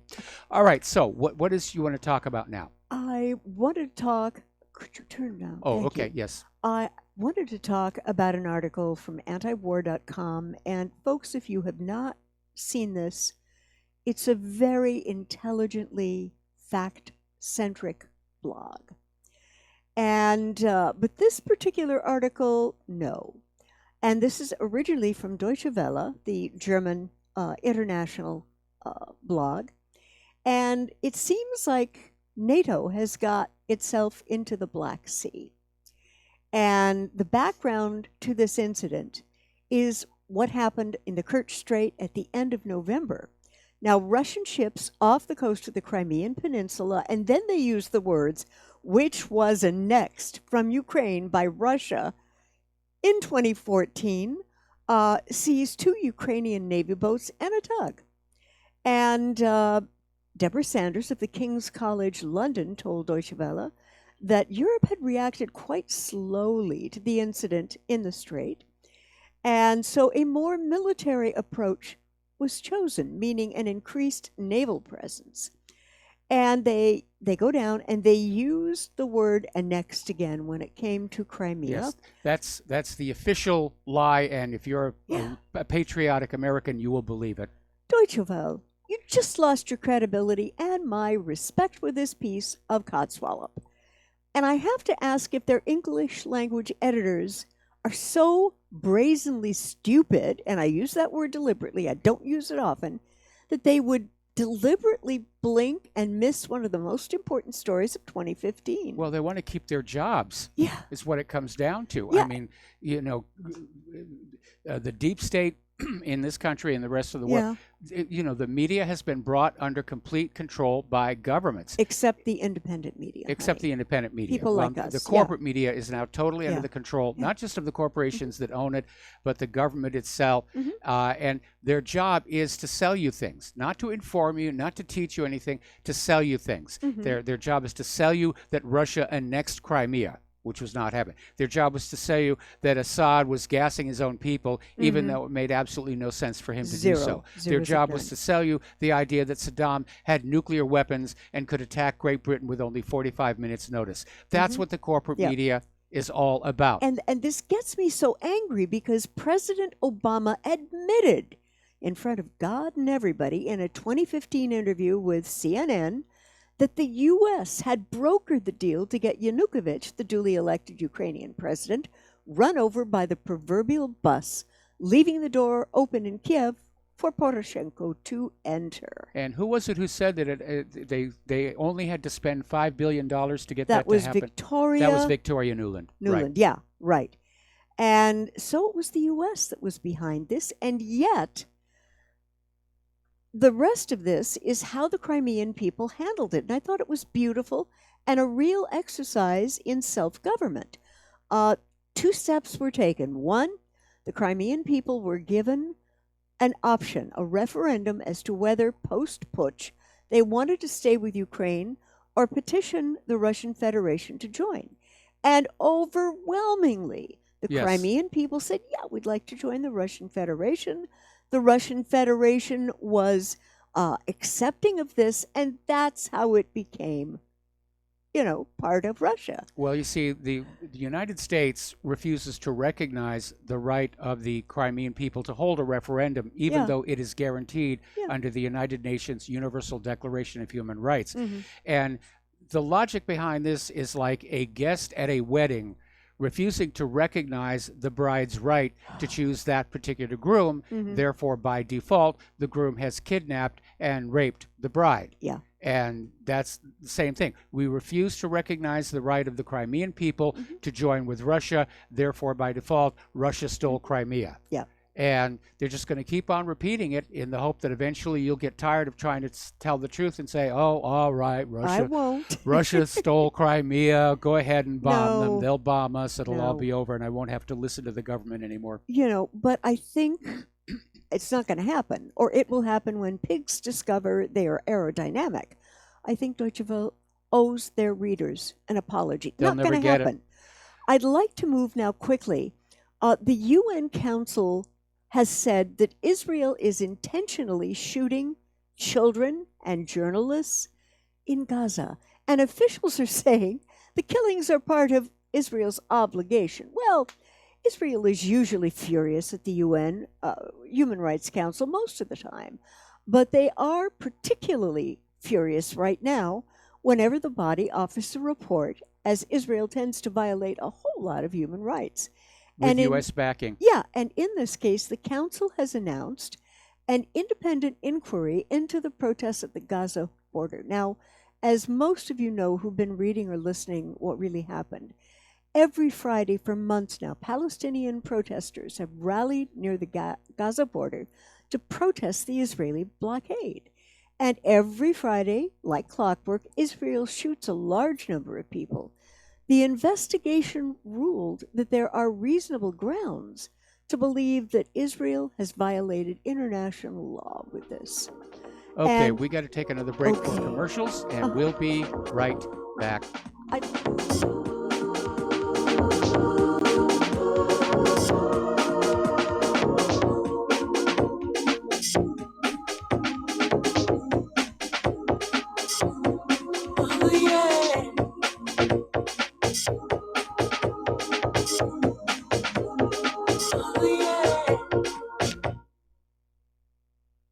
Homeowners, if your lender has gone out of business or sold your transaction to another lender or servicer, you may be the victim of a wrongful foreclosure, resulting in the loss of your home. If you've already lost your home, are in foreclosure, or even in good standing, you can challenge the mortgage transaction's illegal issue, and your property can be restored to you, and your foreclosure can be stopped or reversed, and the mortgage transaction declared unenforceable. State laws, U.S. title codes, the Uniform Commercial Codes, and U.S. Supreme Court rulings have upheld that defective mortgage documentations can reverse or stop foreclosures and enforce property title claims in favor of the homeowner. We are having successes in stopping the process of foreclosure, the enforcement of the foreclosure judgments, the sale of property, and evictions after the sale. We are not attorneys, and we don't give legal advice. We are a professional team of legal researchers, providing forensic mortgage audits and expert witnesses. We have the knowledge to produce the evidence and enforce laws regarding your legal issues. We've been in business for 12 years without a complaint. Consultations are free, and we provide a free title search to confirm if your mortgage has legal defects. Please call 855-253-3748. 855, the number 2, keep it today.